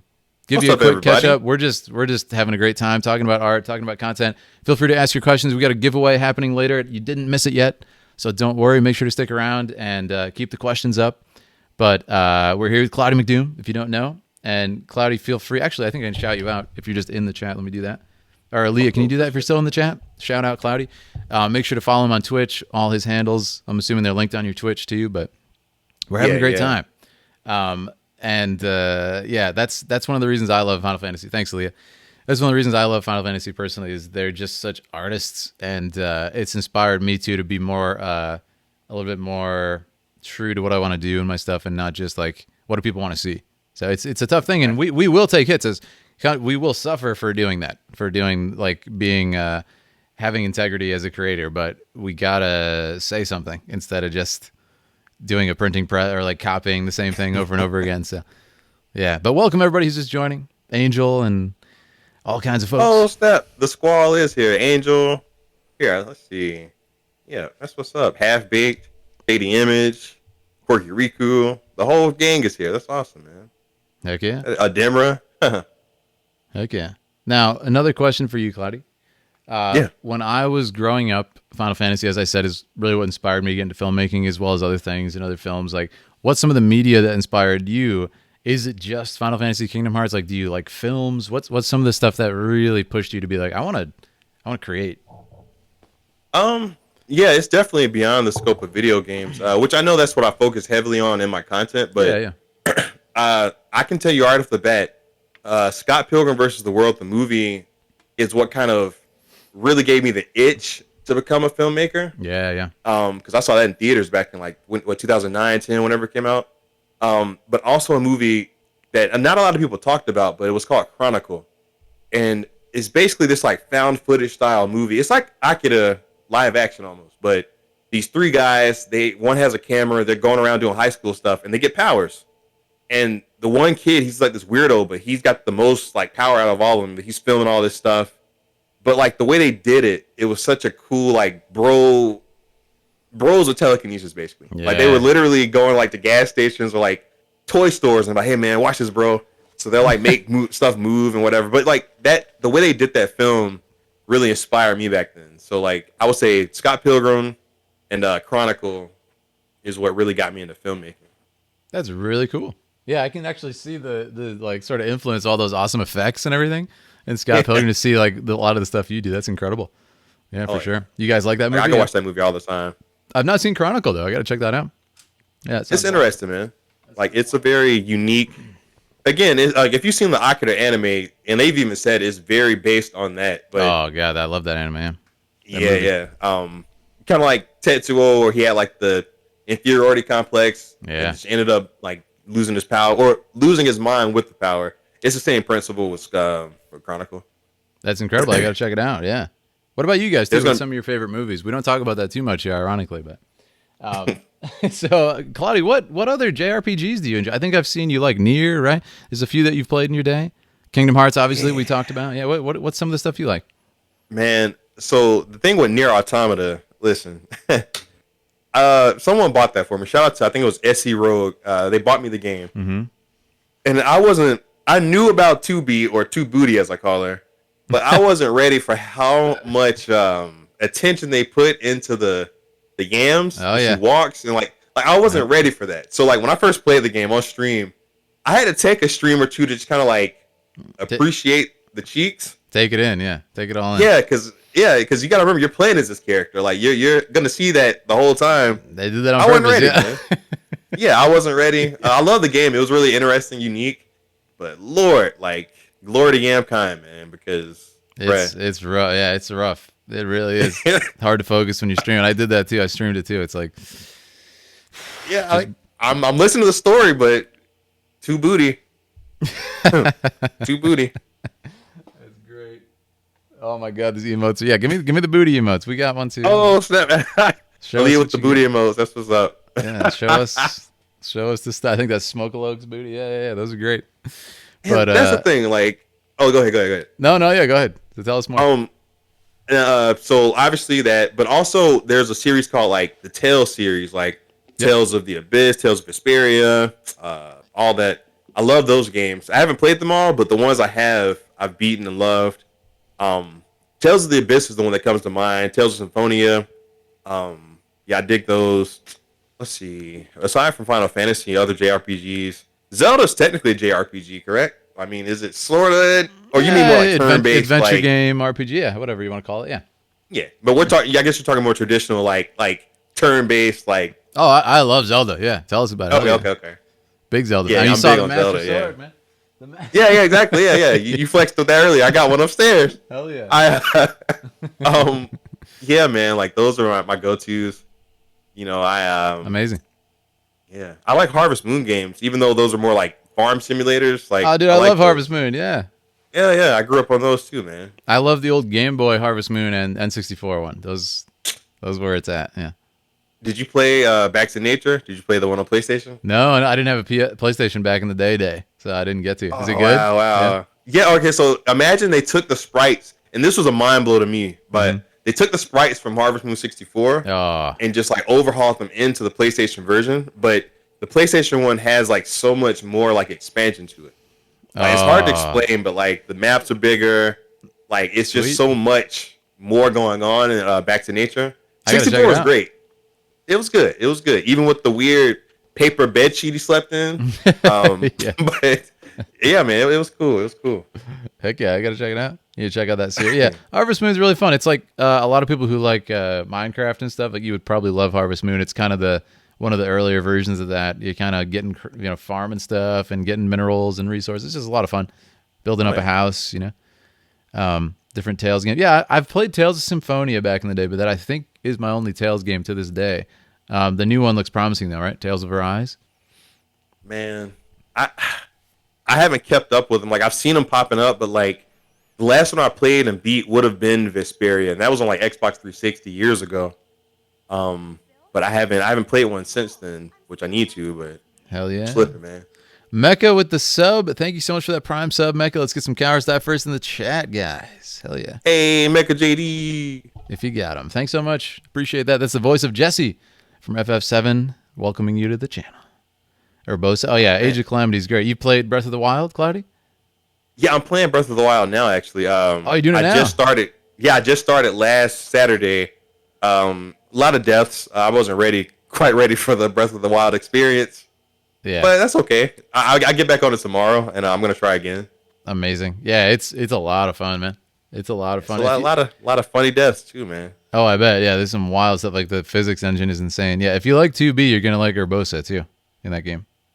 Oh, snap. Wait, hold up. There's someone named Urbosa coming up in... Breath of the Wild, yeah. She's clean, man.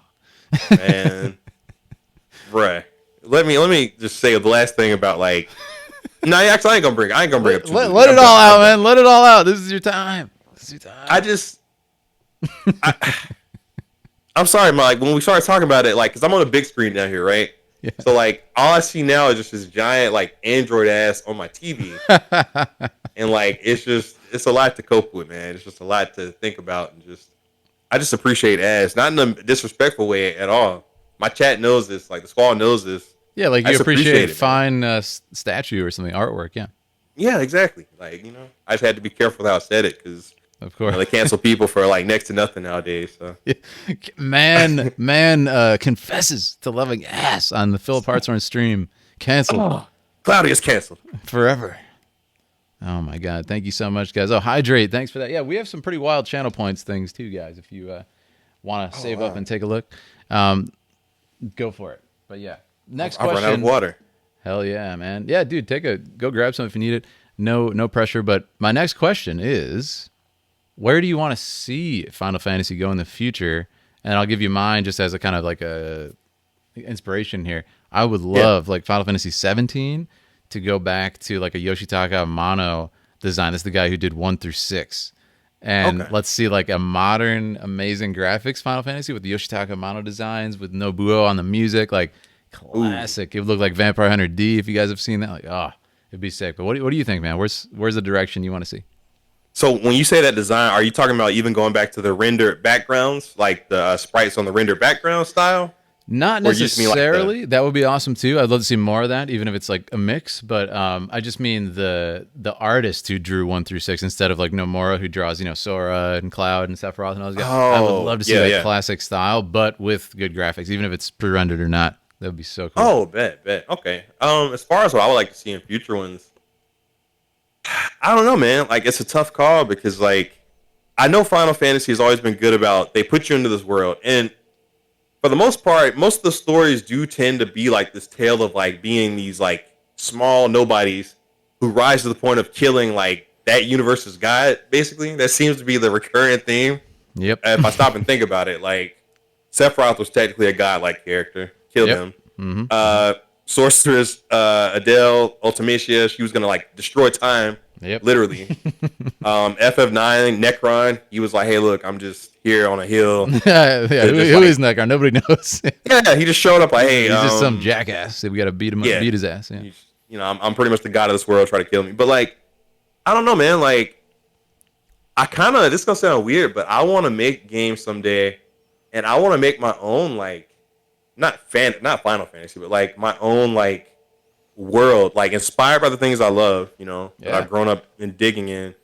Just create my own like series of like my own creation. You know what I'm saying? Like I feel like Final Fantasy has taught me enough that it's like I would like to see my own thing come to life. If that makes any sense, No, I agree. I agree completely. I have some pretty crazy ideas. We'll have to talk sometime.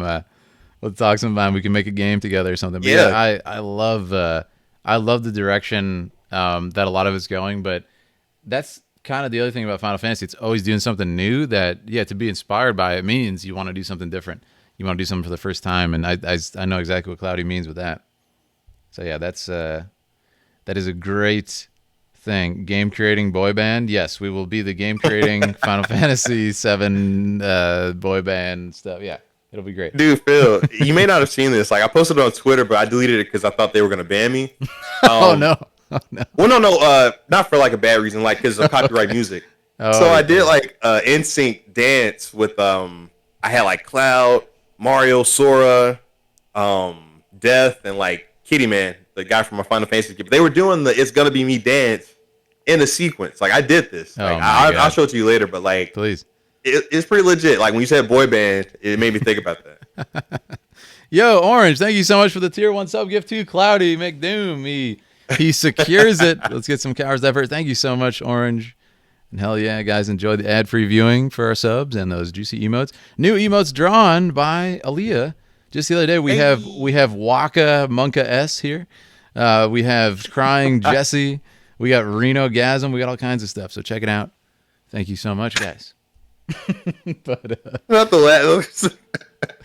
I love it. It reminds me of I used to be big on RPG Maker back in the Yes. day. The PS1? No. Which one? No, this was like on PC. It was like RPG Maker 95 and Yep. then 2000. But those drawings made me think of RPG Maker 95. And that's what makes me laugh. Especially yeah. the crying Jesse. Yeah, man. The old man. I used to do it. Me and my brother were big into the PS1 RPG Maker. That thing was crazy. It was a lot of fun. Not as easy as the PC because you had to do it like with a controller, but it was fun. Ugh. Yeah, I man. can't even imagine, man. Like as much editing and stuff I was doing on RPG Maker, I would have been like, forget this. I need a keyboard. Definitely. What's here's a question from Phosphorize. What's your least liked Final Fantasy, Cloudie, out of the ones you've played? My least favorite. Let's see. Probably 12 was forgettable. And I know it's gonna sound terrible. Like I enjoyed it, but like it felt like an unfinished MMORPG. I can't explain it, but like the way the fighting was, like nothing felt as okay. I'll give you an example. You know how when you play FF9, right? Each character is kind of distinct in what they do. Like Garnet, he summons and heals. Zidane, he uses daggers and steals. Steiner, he's a swordsman. Freya, she's a dragoon. Wait, is it dragoon? Yep, Dragoon. Yeah. But like with FF12, it felt almost like everyone could do what everyone does. It was like, oh, you want a spear? Here, you get a spear. Here, you want some blades? You get some blades. Like it felt like. I will say, I know exactly what you mean. I will say the Zodiac version does it better because you like pick a couple things that everybody can do, and that's it. Like they do that thing. Oh, so it makes okay, it a little bit more like you're saying, but also, yeah, I think the thing with 12 is like the cutscenes are like Shakespearean. It's so cool, and I recommend if a lot of us played it when we were kids, go back and check it out because the Zodiac. I think it has one of the best scripts, and I don't even mean narrative. I mean, like the lines are so beautifully written. But I do agree with Cloudie. It's not my favorite gameplay in all of the Final Fantasy stuff because it's like it feels kind of like an MMO, which is not my favorite thing. But there's definitely a lot of fun in there, and I think most of it is in the story and the characters and stuff. Yeah, I have to revisit it because I know that was what kind of put me off to it because I felt like since everyone kind of overlaps in what they do, I don't feel as like, like I don't feel as connected to. But yeah, I feel you on that. Yeah, exactly. Is there Before Crisis RPG Maker in English? Oh, geez. Blade of Hell was kind of forgettable. Yeah, the story's really good, but I think the gameplay, it's quite long in between the cutscenes sometimes, so it can hurt a little bit, but I still love the script so much. MMO RPG elements. Yeah, I mean, the thing is they just made FF11 too, so they were kind of like branching out and trying to, like I always say, FF7 Remake is what they were trying to do for like 15 years. It's cinematic. It has like, action combat. It's got the strategy. It's got everything. Like they were taking baby steps every time. It's like FF11, FF12, FF13. 13 is more action oriented. It's more beautiful. It's more cinematic, but it's kind of like mechanical. It's kind of robotic. Yeah. You don't have any freedom, And then Very 14, linear. 15, 15's like Kingdom Hearts, and finally they nail it with the 7 Remake. It's cinematic. It's strategic. It's got ATB. But oh man. we can talk about all kinds of stuff, man. But so, okay. Somebody mentioned it in chat earlier too, Cloudie. FF16. What are your thoughts, man? So the last trailer I saw would have been honestly way back when I was first doing that Final Fantasy boss video, but I remember Ifrit was involved. That was a big part of the trailer. Yeah. But I don't remember. This is going to sound terrible because I watched it once and I kind of moved on to what I was doing, but I don't remember much of what I saw. Like, I can't remember besides Ifrit. And I thought that was cool. And then that was cool. Yeah. Like I remember more of the Stranger of Paradise trailer than I do of 16, unfortunately. Oh, God, Stranger of Paradise. It was wild. Yeah, I have to go back and watch it, yeah. Yeah, 16 looks cool, but you're right. There actually wasn't a lot in the trailer. It was more a teaser, but yeah, like people were trying to analyze and go crazy as always, but it was pretty much, it looks like Final Fantasy Tactics or something, which is super exciting. Yeah. Okay. Or FF14 or something, but not the gameplay. The Titan style. Yeah, Titan was crazy. There's Titan, Ifrit, Shiva. There's a few cool things in the trailer, yeah. Dragoons, for sure. Yeah, and I'm sure it's one of those things that, like, the more we see of it, it'll be like, oh, man, this is spectacular. Yeah, I think so, too. And they said this year they're supposed to show it again, but this was, I think, pre-COVID when they said that, possibly. I can't remember when they said this, so who knows if they do show more this year, but yeah, we'll see. So we touched on it a couple times. What are your thoughts on FF7 Remake, man? Ooh, yeah, this is where it gets fun. So Oh wait, disclaimer, I disclaimer, Chad. He hasn't played Intermission. He hasn't played the PS5 DLC with Yuffie, so please don't spoil him. I just had to say yeah, I'm that. sorry. Okay. Yeah, appreciate that. I haven't touched on that one, man. And like I said, I mean, I might play Intergrade or whatever one day, but like I'm not on a frenzy to get a PS5. So like, Yeah, you're but as taking far your as time. FF7 remake, that was probably one of the best. And it might seem like I'm just like, you know, what word could I use? I'm not writing Final Fantasy's dingling. I'm just saying FF7 remake was very well done, and it's because it touched on all the points from the original while sneaking in like little additions and stuff. But the world in which they built around this is so like. Let me explain. Here's where like my heart dropped in a good way. Yeah. When I went with Eris through the Eris after we got to the church and was like escaping and stuff. Yep. The scope at which they show the slums when you're running around with her. Yes. I was like, man, this is like what we would have dreamed of when we were younger and played it. You know, I love that aspect of it. How the scaling. That's the word I'm looking for. Scaling. The acting was amazing. Yep. You know, like somehow just the way they did it all. The cinematography was very fluid. And what I mean by that is like, and you know this, Phil. It's just every bit of like camera work was very dynamic and like Oh yeah. it was so good. It was tasty. But my main thing that blew me away, and spoiler alert if you haven't finished FF7 remake, when you get to Shinra HQ, I swear to God, like they made it seem like an actual workplace where you could get hired Yep. with 401ks, pension plans, because you go through and they give you a tour of the place, and they got like Yep. all the main board of directors, and like, well, this is what Scarlet does. Here's what so and so does, Yep. and it was so well. Like it was like 3 a.m. when I was playing that part. By the way, I was just sitting there, just like jamming on it. But it was so like I gotta replay that game. I'm not gonna lie, I gotta replay FF7 remake. Yeah, I agree. The world building is like solid, man. It makes sense. Like, and that's the difference with the original and then this. Like, it makes perfect sense. There's nothing, and that's why a lot of people are like whining. Oh, it's longer and stuff. It's like you don't want more good content. What are you whining about? Like, it's so cool that they're making it all very fleshed out. You understand everybody's position, like Scarlet, Hojo, Heidegger, all these guys. It makes perfect sense within that world. Everybody has a place. Like Midgar as a city actually makes sense now. It's not just like, yeah, there's a bunch of stuff above a bunch of other stuff. It's like, how?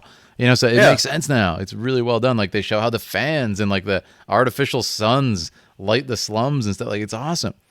They get like the man. filtered down water from, you know, the rich upper plate, and it's all like sulfuric and stains their clothes and stuff in the slums. Like it's real now. You can see that, like the little details that caught me, like in the slums, the people are selling new clothes that are like pressed and folded and clean, but they're wearing like stained old because they can't afford real clothes for themselves. They have to sell it. And so it's like those little details that are so real. And you gotta love that, man. They gotta sell water filters because the water smells and stuff. Like it's just, it makes sense now. And most people just skip right over that. Yeah, whatever. Give me the cool anime battles and stuff. But there's so much. Give me the Buster Sword. Just let me splash. I want to see Sephiroth naked. But yeah, there's Yeah. so much. There's so much Dude. good stuff in there. That part actually creeped me out a little bit. And this was when I first started playing. Like when you're going through a Midgar after the train or whatever, the mission. Mm-hmm. Or actually, I think it's right after the mission, and you're going through, and the Sephiroth is like appearing in a cloud. You know, the whole cloud, blah blah blah. But the way they did it was you're following him down alleyways. Yep. So like, I hate that thing they do in movies or shows where you hit a corner and you'll see the person just walk out of frame. Yeah. Like that always gets under my skin, like in a creepy way. But Sephiroth's doing that, and I don't know. It was just, and then the whole like time, what do you call it? Not time splitters, but the fate when they're messing with fate or whatever. Yep. And how those ghosts show up every time they're like deviating from the course they're supposed to be on. Mm-hmm. Mm-hmm. I thought it was a really cool element because now it means we don't know exactly how the rest of the games are gonna go. Like they might change, they might warp a little bit, you know? Yeah, exactly. I think it's really clever too. And yeah, it's funny you mentioned like the around the corner thing, and it made me think again about the pre-rendered backgrounds, you know, from the old games and stuff. And I talk about this a lot. Me and my friends used to play. It was actually on the GameCube, but it was the Resident Evil 1 remake. And the cool thing about this was it was a game with, you know, it's the GameCube, but it was like a better graphics, you know, sort of photoreal looking game, but it had the pre-rendered backgrounds. And that is so terrifying, that game, because it's like a camera angle like under a table at a Dutch skewed angle, and you're like, I streamed it. It's terrifying. yeah, you know exactly what I'm talking. It's like I'm gonna just fill my pants right up, and I don't know why. It's the science of filmmaking, and you don't get that in a lot of other games. With it's just like I can control the camera. When it takes control away from you, you feel nervous as hell. And it's beautiful. Yes, because they hit me with that. Because I played I guess the remake of that remake because it was on PS4. Yep. But like with the fixed, and also if we're talking about appreciation of ass, Jill Valentine. Yeah, clean, really clean. I'm sorry, I just had to get that out of the way because I wasn't ready for that because I had never played Resident Evil. So the thing about that, yeah, dude. The thing about that Cake Factory, like the game, excuse me, like with those fixed angles, it throws you off because I have a fear, right, Phil? I have a fear of enormous insects. Or arachnids, whatever. Oh, geez, that's the wrong game for you. That's the wrong game for you. Yes, bruh. Here's the thing. I thought Resident Evil was going to be all zombies. Just like, oh, cool, I'll shoot some zombies. Hey. Nope. The deeper I got, they were like, they've been experimenting on a lot of things. Just a lot of things. So here's where they got me, dog. I think I got to like phase 2 of the house or the mansion. And you go through, and there's this room with nothing but tarantulas. Like giant wall-sized tarantulas. And I was like, hell no. Yeah. Like, this ain't it, man. But, like, you mentioned the camera. I was running down the hallway, and they switched the camera. It was just a giant one on the wall. Just right there. I was like, this game is an asshole, bro. Like, I'm out. Yep. For those reasons, I'm out. Yeah. Do you remember the chimeras in the lab? Yeah. That made me sick. Like, I quit stream. Like, I got sick that night. No. They're these like monkey cockroach people. I couldn't handle it, man. I was out. I was like, nah, I can't do this. Oh, it's wild, man. Yeah, no, it's terrifying. And yeah, me and my friends, this was before streaming existed. We were playing this for the GameCube. Like, it wasn't even just in TV, on Twitch. And we're just sitting there chilling, and it's like we're so scared shitless. We're like, why is it so scary? And I was like, it's the pre-rendered backgrounds, man. They got to bring that shit back. And it's terrifying. And I always say, and this is why I love composing shots. I do a lot of storyboarding myself, where you draw the angles out beforehand and everything.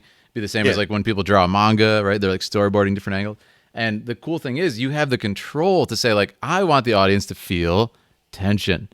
How can we achieve that? It's not just like, film what's happening. You're not just documenting what's happening. You get to like control the emotions and try to like, make people feel, it could be make them feel happy, make them feel sad, make them feel tense, make them feel scared with a giant ass spider. And it's just so cool. It's just so cool. They did good. Yeah. They achieved like they got me. Even with like Resident Evil 8, here's the weird part, man. I've only played Resident Evil 1 remake, skipped all the other ones because I played 8. Oh my god, you played 8? Jesus, that's scary. It wasn't even. That's scary. You know what's crazy? The game itself isn't scary until one part. Oh, I know the one particular part. That shit is disturbing. The house, the way they did it's so quiet in the house. You spend like an hour just like running around trying to figure things out, and it's just quiet. You're just like, I don't know what's going on. There's dolls everywhere, and then they hit you with a random like fetus baby monster thing. I was like, hell no, man. This that thing is like truly disturbing. That is like some hellspawn. Like I don't know how they made it so disgusting and upsetting and stuff, but like that is one of the scariest things I've ever seen. I hate it. And it's well done. Right. But he's right though. It's not as scary because throughout, that one part is just gross and disturbing, but like you don't have the pre-rendered backgrounds. They don't get to like achieve stuff. When you have control of the camera, you have all the power. It's like, I'm good. I'll just run away. It's a lot harder besides just, endless jump scares to like make stuff scary, Wipe my memory clean, says Alchemist. Yeah, you want to forget that. Yeah. Hey, they saw me on stream. I screamed like I didn't know like my voice could hit those octaves, but I was like screaming like crazy loud. Like, it was high pitched, man. It was bad. They pushed you beyond your singing limit break there. There you go. Yeah, but so I guess we did digress. But FF7 remake, man, they did so good, like crazy good. Yeah, so let me know if chat agrees or if you guys think I'm insane. It's so hard to explain this, but I can't wait. I might have to do this myself because it's so hard to explain.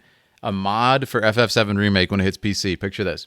Pre-rendered backgrounds are back. Obviously, they're rendered now. It's not a picture, but I want a fixed camera mode where it just mimics all the camera angles of original FF7. And it's just like, okay, in the reactor in the beginning, when he comes off the train, the camera's right there. When you go around the corner, the camera changes and stuff. Can you imagine how good that would be? I bet it would make it man. with those graphics. It would make it so cinematic. So that's not a hard mod to do, by the way. And I think Someone did it that. could be done. Someone Someone already did did something that? similar. Yeah, I was in Texas recently, and my buddy showed me. Shout out to Choco. Mm-hmm. We were watching YouTube videos, and someone did like they took those sprites, they dumbed them down. Obviously, like they aren't moving as fluid as they do in the remake. Right. But they put them in the old FF7 render Oh, backgrounds. yeah, like you're talking about. I think you're talking about. What's his name? I saw him. It's like Sunamods. You guys know Sunamods?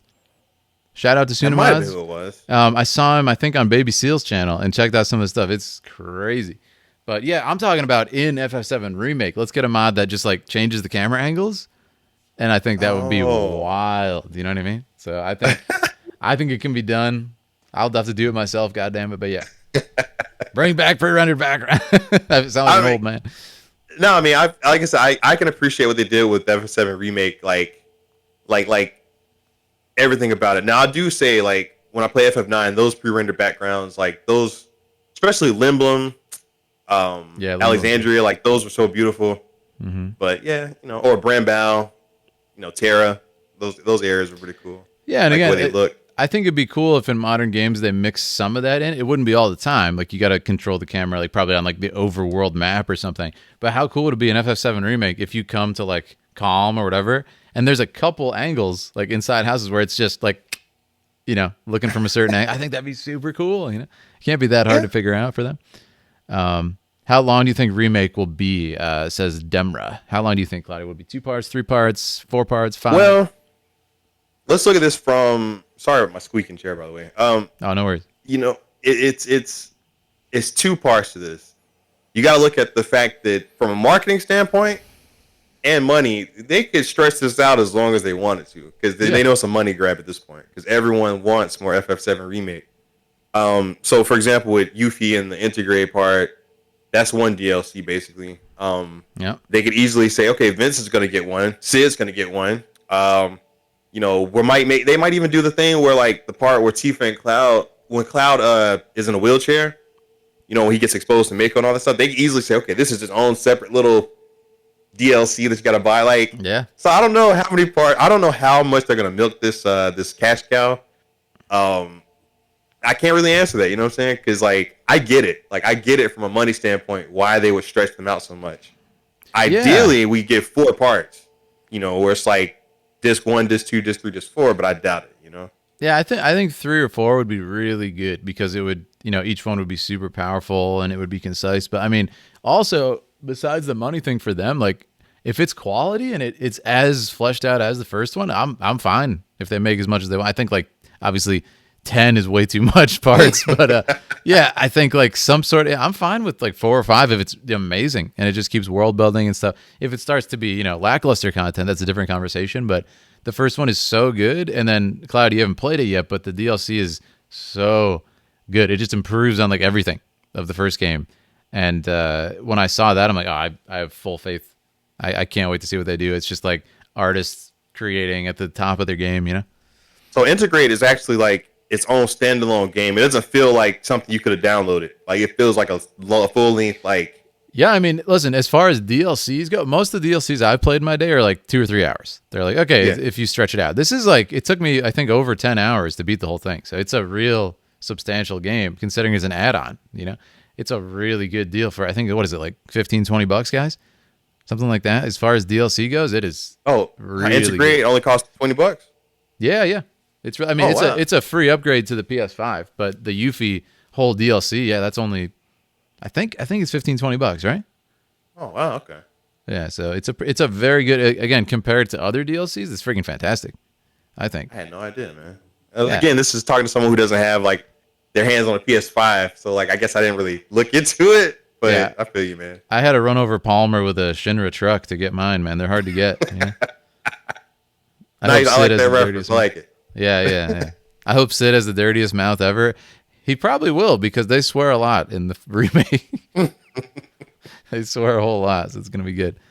Need the PS5. Yeah, PS5 is hard to get, man. I don't blame any of you guys for not having it at this point. It's still quite ridiculous, but there'll be more. They're always making more. People are slowly getting them.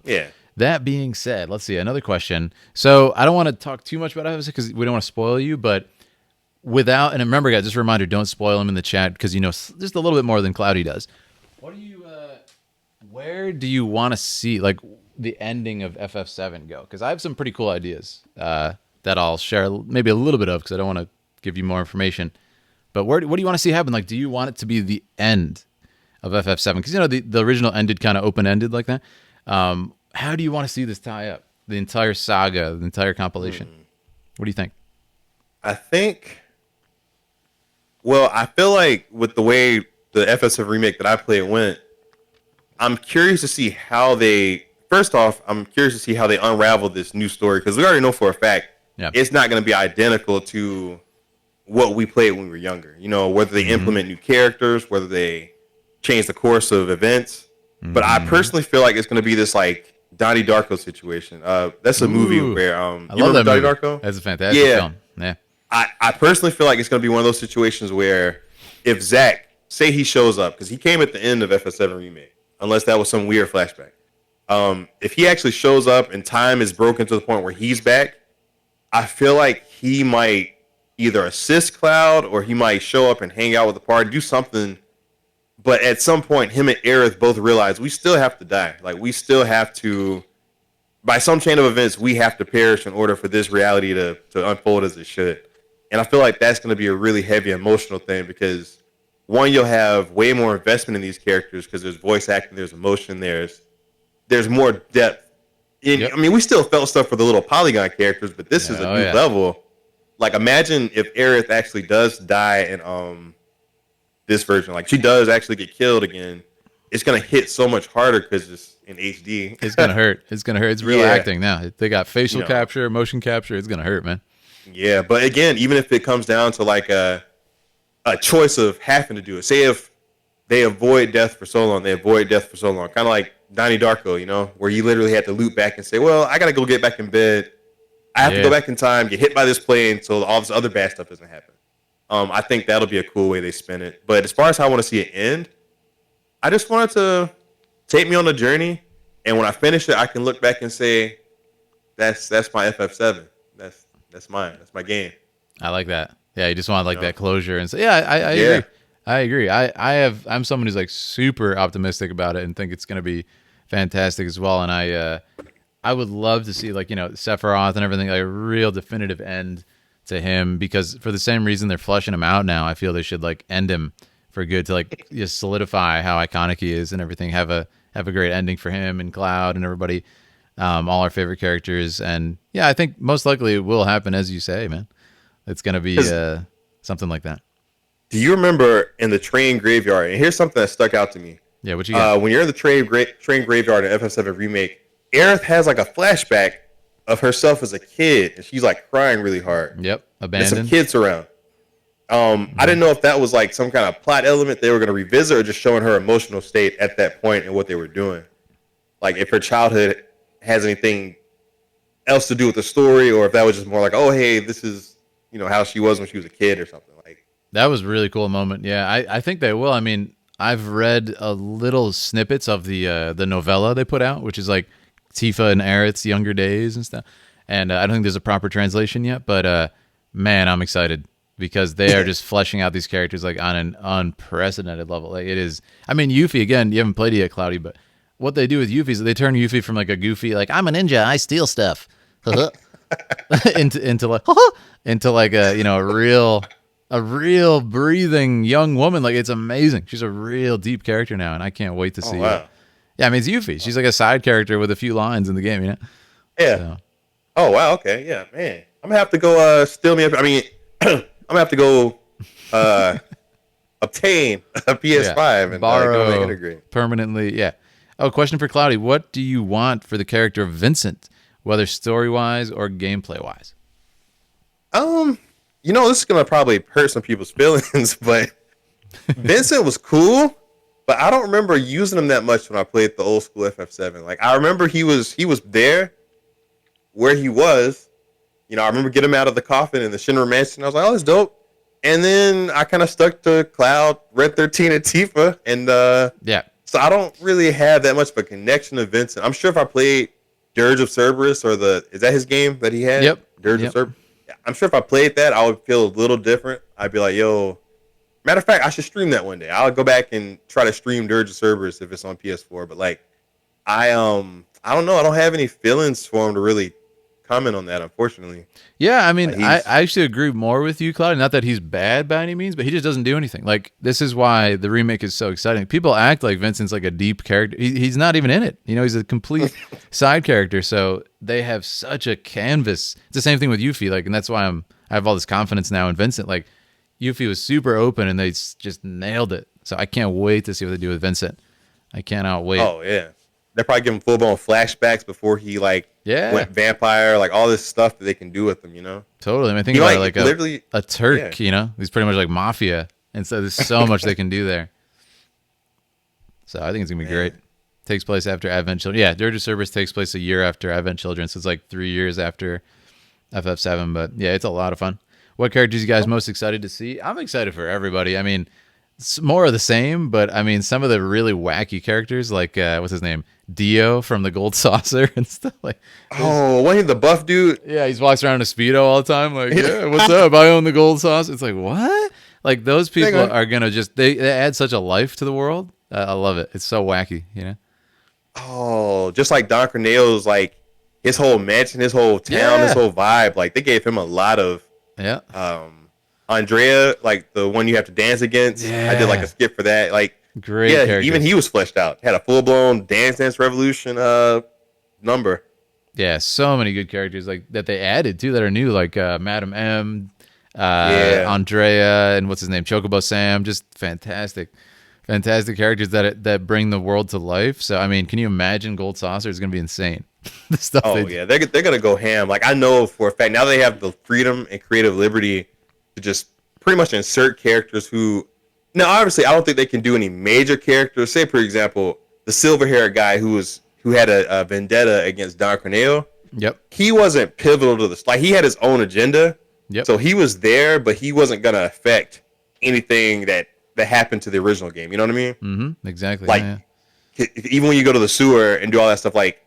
He wasn't going to be able to stop that. So I like that they're adding characters who are just more like, hey, we're here to beef up the world around you, but make it believable. It's like there would be victims of Don Corneo, and like if that guy doesn't exist, if Leslie doesn't exist, then we don't see any of that. It's like all these girls who he like takes advantage of on a daily basis. Like now we have real tangible evidence of his misdeeds, and he's going to be in it again. So it's like, oh, he's a real scumbag, and I'm sure that they'll be in it again, Leslie and his girl, and it's just going to be so cool. So yeah, before he was kind of just like a mustache twirling villain, and now he's a real guy. Oh yeah, he's possibly down with the boys too, because when Cloud revealed, like he took off the dress or whatever. Oh yeah, he is. They zoomed in on his face, and he was kind of like, oh, he's just like, like he was excited. Yeah, he was. But no, I can't wait to see I hope they keep this. I hope to Shiva. I hope to Bahamut they keep this. Well, speaking of stuff like that, I think this is a perfect time for some hype. I think it's time we do this giveaway. Oh yeah. What do you guys think? I think it's time we do it. So if you're new, I'm gonna put on the hype music, and we're gonna do this giveaway. You're gonna have 1 minute to enter this giveaway. All right, the bot's gonna say in the chat. It's gonna say, enter ! Pixel. All right, only when it's time. Don't do it yet. You're gonna have 1 minute to do this. All right, you have to be following. It's free. You got to enter ! Pixel, and you can win a Final Fantasy Pixel Remaster. All right, so get ready. I'm gonna put on the hype music. Everybody, just stay calm. Just breathe. All right. So here we go. All right, guys. So, guys, stay calm. I know it's hard. Let's stay calm. We're going to start this in just a second. All right, how can I stay calm? The giveaway has started. It has started. Get in there. The bot is going to say it. Go, go, go. ! Pixel. Make sure you're a follower. Get in there. Let's see it. ! Pixel. It will tell you if you have entered. You only have to do it one time. You can only do it one time. Let's go, everybody. Get in there. We got the hype music. You got 30 seconds. Get in there, guys. Let's see who wins. Come on. Pixel Remasters are fantastic. This is your chance, guys. For free. Get in there. Do it. Do it now. Come on, kill me. I'm right here. Do it now. Come on. The big toe. 15 seconds. Let's get it. You love X Death? Heck yeah. Come on, get in there, guys. 10 seconds. 8, 7, 6, 5, 4, 3, 2, 1. And that's it. It is over. I'm going to pick the winner in 3, 2, 1.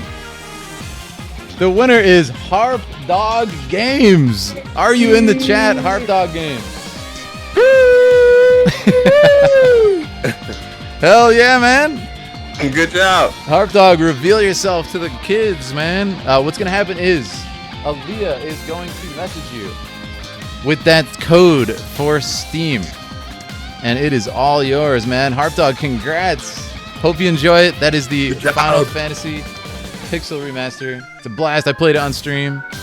And if you lost, you have to enter. It is a necessity. You must type in the chat #rigged if you lost this giveaway. Thank you so much for playing, guys. That is it. No, yeah, That's legit, man. Yeah, no worries. And she will do that momentarily. And she might be away for now, but she'll be back in a second. She will message you. Don't worry. We will get you that. You guys really, glad to provide for you guys. I love having awesome people on the show and doing the giveaways. #rigged. Yeah, you got to do it. It's a tradition. Anyways, that I learned from Smokealoke. It's very important. DK #rigged. Thank you. Thanks for having us. Yeah. So listen, we're gonna wind down slowly here. Feel free to. We'll just open up the chat to questions. I'm gonna talk to Cloudie a little bit about where we can best find him and stuff. Anything else he wants to tell you guys, but please feel free to ask questions. This will be our time when we can hop in and take our final questions. But Cloudie, what would you say is your end goal for your content, man? Like, where do you want to be in 5 to 10 years if you keep doing this? Like, do you have a goal? Do you want to just keep doing it day to day, living in the moment? Where's your head at for it, man? Yeah, I've told people this just in passing when I'm streaming or just talking online. I'm definitely wanting to do the content for a while, a couple years, to build up to the point where I can afford to look into game development, like opening a game studio, because that was kind of something I wanted to do as a kid with RPG Maker and stuff like that. So I definitely see the content as like an avenue in terms of entertainment to build to that. But I know that there's an expiration date on it. Like I'm definitely going to hit a point where I'm kind of like, all right, that was fun, but I kind of want to take a seat and like just focus on like making games that people can really love and like appreciate, kind of like we appreciate Final Fantasy. Yeah, totally. I kind of want to get into that field. So that's like my overarching like big goal. But for now, it's just making content, making people feel things, entertaining, telling stories. I keep doing that for a good bit of time. I love that. That is so awesome. And I have to agree. Like people ask me too, it's like, what do you want to do? I would love to obviously get more into acting, for camera, for voice, for whatever, keep creating films for you guys and traveling and stuff. But yeah, it's kind of like I want to keep doing stuff that you've never seen. I want to make an impact, make people feel better with stuff they're going through and everything. And like I said about Cloudie stuff, man, he's going to make some videos that won't go viral on TikTok as much as like his like kind of low-hanging fruit bait type stuff. That's just like people want to see, but he'll make that video like he did with the one with the Death Itself Incarnate with doing the voice acting and stuff. And that is a powerful video that some people probably need to see. I know you're going through stuff, Cloudie, when you made it, but I'm sure it made a lot of us feel better and help us deal with loss too. So it's super awesome of you for doing that. And please keep it up and stay true to yourself, because it's freaking beautiful to see. Thank you, man. Thank you. No worries. There's not enough of it. I love people who are just true to themselves. And, again, like we talk about, there's a lot of content creators who aren't, man. So big respect. Yeah. Big I've met a couple. Yeah, I know. Heck yeah. Dread Beard says, I want to know Cloudie's motivational advice for new content creators. He's always hyped me with his genuine, down-to-earth nature. Now I'm creating. I would love to hear his thoughts and keeping it up. Oh, yeah. Honestly, Dreadbeard TV, like, the advice I give everyone is you've got to be your biggest fan. And like I said, I know Phil and other content creators can co-sign on this, because you have to wake up and say, I'm making this and I'm proud of it. Yeah. But even if only 1 or 2 people are like, hey, that's cool, and no one else cares about it, as long as you think it's cool, as long as you think it's funny and gets you out of some darkness and makes you laugh, you do that. And I think over time, that 2 people will naturally evolve into 4 people.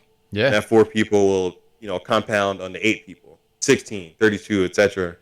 So that's kind of my advice to people. You kind of have to commit to the idea and try not to never believe your own hype. That's definitely my advice there. Never get into your own hype. That's true. And try not to look at everyone on your left and right. Just it's a race. And when I say a race, I don't mean like you're trying to beat the people next to you. It's more like you have to focus on your goal. Mm-hmm. So like if you see someone over here who say they do something silly like pick their nose and scream, and they go viral the next day and get like a ton of subs, it's like yeah, they struck gold. Good for them. But like if that's not your platform, if that's not your direction, don't really focus on that. Don't really put too much stock in what you're seeing person A or B do. So that would be my advice, man. Just literally stay the course, be patient, and just grind. Grind. love that. Yeah, you gotta do a lot. You gotta sacrifice a lot. That's the damn truth. If you want to do this sort of thing, you gotta give up a lot of stuff. You will eventually get like a new path in life and stuff. Yeah, you gotta really go all in, or it's probably not gonna work out unless you're incredibly lucky and just get like even if you get super viral video out of the gate, it doesn't mean you're gonna be successful after that. And like Cloudie was saying, he started out, got a couple funny ones that just popped, and then it's like you got to keep going though. You're not just done. So it's never there's never too much time. You can just stay idle. Yeah, I've seen some of your work, says Mithril. Yeah, it's really good. And again, let me do this really quick. I'm gonna play it again for those of you who missed it earlier. Did it right when we started. Some of Cloudie's work. It's only 30 seconds. We'll play it for you guys. Check it out, and this will give you more incentive to follow him once we're done here. So check it out. Here we go.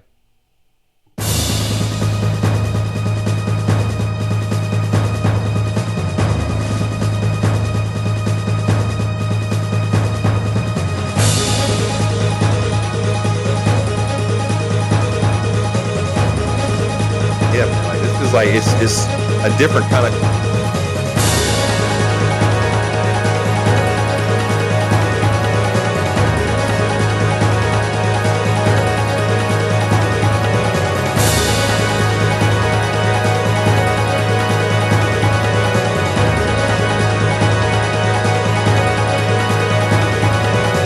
No, it's awesome. Happy to showcase that. So I hope you guys enjoyed it. Appreciate that. And that's also your stream intro, you said, right? So Yeah. Every time I stream, like that's the waiting, because it takes me like 10 minutes to get down, and I actually get on stream. But that's what loops. I hear you there, man. But yeah, so speaking of some of the best ways we can follow you, I'll shout you out again in the chat. Let's do it. Shout out. Cloudie yeah, for McDoom. sure. And then what's some of the places? Like, let us know where can we follow you? Twitter, obviously, right? YouTube, TikTok, Instagram. Yeah. So I'll say this about Twitter. Like, Twitter isn't my favorite platform. Like, it's literally because that Kingdom Hearts meme exploded back during the pandemic, and I got an influx of followers. Now I'm kind of obligated to use it. But you can find me mostly on Facebook, Instagram, even my TikTok. I just kind of post and get off. I don't really talk on there.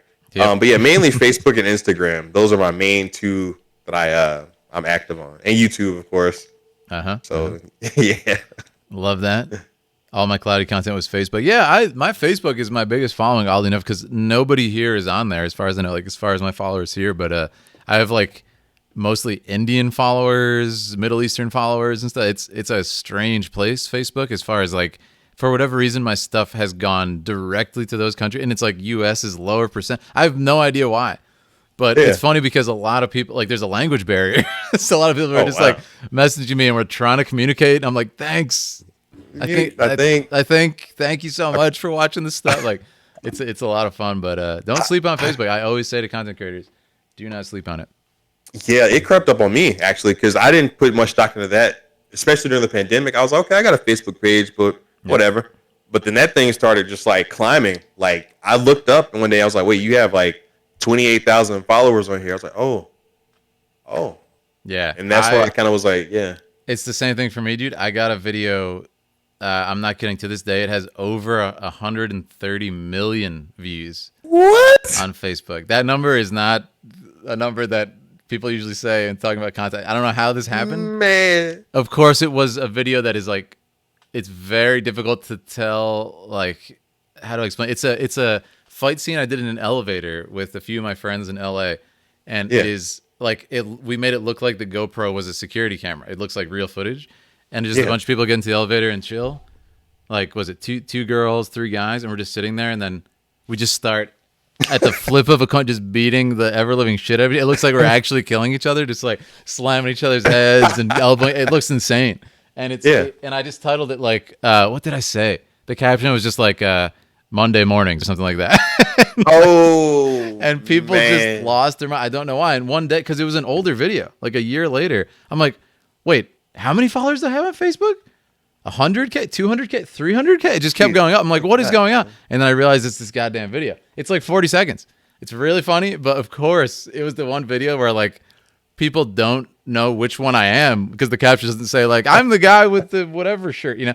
So so many people followed me to this day, and I was laughing so hard. Last year, I posted like, "Hey, thanks for the birthday wishes, guys. Like, you know, another birthday. Thank you so much." And there were a bunch of comments like, "Who the hell are you? Why do I follow you?" It was so funny. Wow. It was so funny. But that video, dude, I have never seen anything perform like that. It's wild. Man, you got me beat by a long shot. I think my highest grossing video, and was sad, well, not sad, but it was on someone else's channel. Yeah. They already had a big following. Oh, okay. And it was like called Smashing a Geek.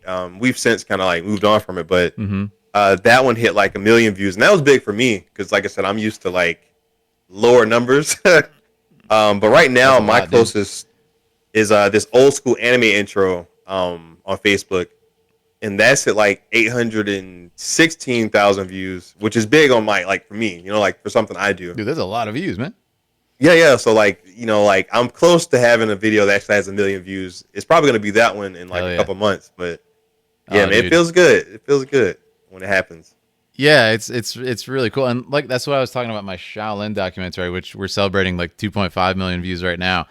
It's the one time I think, not the one time, there's been a few, but the one time something's gone like over 1 million, it's pop where I'm like, yes, this is like it represents me well, like the message that I really want to be clear with. Not that there's videos I'm like disgusted with, but you know, there's certain ones where you just kind of like, this probably won't do well. And then, of course, those are the ones that explode. And you're like, oh, I wish it was that other one I put like a month of work into. So it's just that video, that the perfect storm. And it's really what we work for, like our whole lives as a content creator, you know? Dredd has another question. Found him ages ago because someone posted how he looked like Marlon Webb in a particular picture. Then I saw recently he did content with Marlon. I'd love to know how that relationship started, if you're okay talking about it. Yeah, man. So with Marlon Webb, shout out to Marlon. That happened. It was kind of a process. So basically, people were saying like, man, every time I posted something, any of my content, they were like, Marlon Webb, Marlon Webb, Marlon Webb. And they kept tagging him. And I'm like, what? So then I made a skit.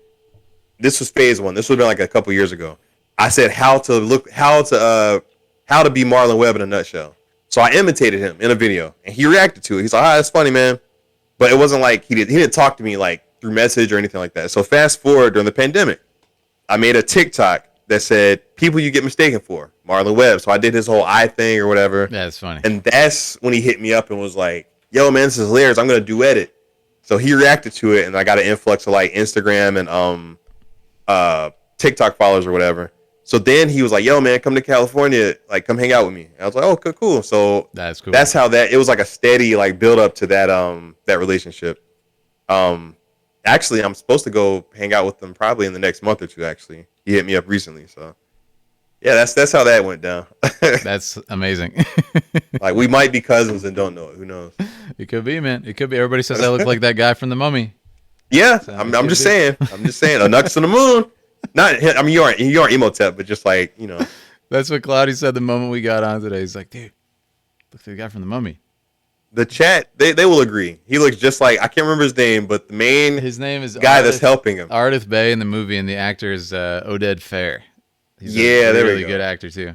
But yeah, it's a big compliment, so thank you. But yeah, any other questions, guys? Let us know. But we are gonna wrap in just a couple minutes. We're gonna raid somebody, so don't worry, the fun is not over. But again, I'm just gonna say for the YouTube side, guys, like make sure to subscribe if you're new. We're going on the main channel, 200,000 subscribers. We're like a couple hundred away right now. It's happening. And almost 10K on the second channel, the gaming channel. So guys, check it out. Hop in the Discord if you're new. Let me drop those links in chat, unless we have a mod in chat. I don't think we do. Let me pop in there. But guys, thank you so much for being here. And Cloudie, is there anything you would say that you want to put out there? Here's your platform, man. Go for it. Yeah, man. Thanks for tuning in, letting us kind of chop it up about Final Fantasy, something important to both of us. And just same like Phil, just if you haven't already, subscribe to mine. I'm trying to hit 50K subscribers so I can release part 3 of the Final Fantasy battle. But I'm having like a hell of a time trying to like get to that number. It's tough. It's hard out here for a pimp. But tough, man. So definitely, if you haven't subscribed, hit up Cloudie McDoom. Subscribe there too if you don't mind. And just keep grinding on whatever you're grinding on. Hell yeah. I love it. I love to see it. It's awesome. Like I said, it's cool that you're genuine, man. You do what you want to do, and we'll have to have you back on, man. We can talk about that stuff all night. So yeah, man. It's a blast. And yeah, we got to collab. So we'll for sure collab in the future, guys. We'll be brainstorming some stuff. And before I go, I think I showed this to you guys yesterday. But check this out. Look how bright that thing is. Like, Jesus. I have become a Jedi. So yeah, lots of fun. Maybe we can fight each other in a video. But I think if we did like a Final Fantasy fight scene, that'd be really fun. Oh, yeah, man. I'm down for whatever. Honestly, like for whatever. Anyways, you guys are the best. And I hope you all have a fantastic evening. I'm going to send you guys over to, let's see who's on. I believe. Okay. We got some interesting people to raid here tonight. Who's on? Okay, very nice. We're actually going to try something a little bit different tonight, guys. We are going to raid an awesome, hilarious streamer, if you don't know him, who was hosted us the other day and is really nice. And the raid message is going to be Philosopher's Raid. And then if you have emotes, spam them, do whatever you want. We're going to raid Smoke a Loke, who was a hilarious streamer. I was hoping Baby Seal would be on because I think Baby Seal was coming back tonight, but I don't think he's on yet. So we're going to raid Smoke a Loke. Hilarious guy. You guys don't know him. So let's do it. Thank you so much for being here, everybody. Check out Cloudie. Make sure to sub to him on YouTube, to both of us. And let's have a fantastic evening. Thanks again for being here. And I will talk to you guys soon. Let's go say hi to Smoke a Loke. Spam some emotes. Let's show him some love. He's a great guy.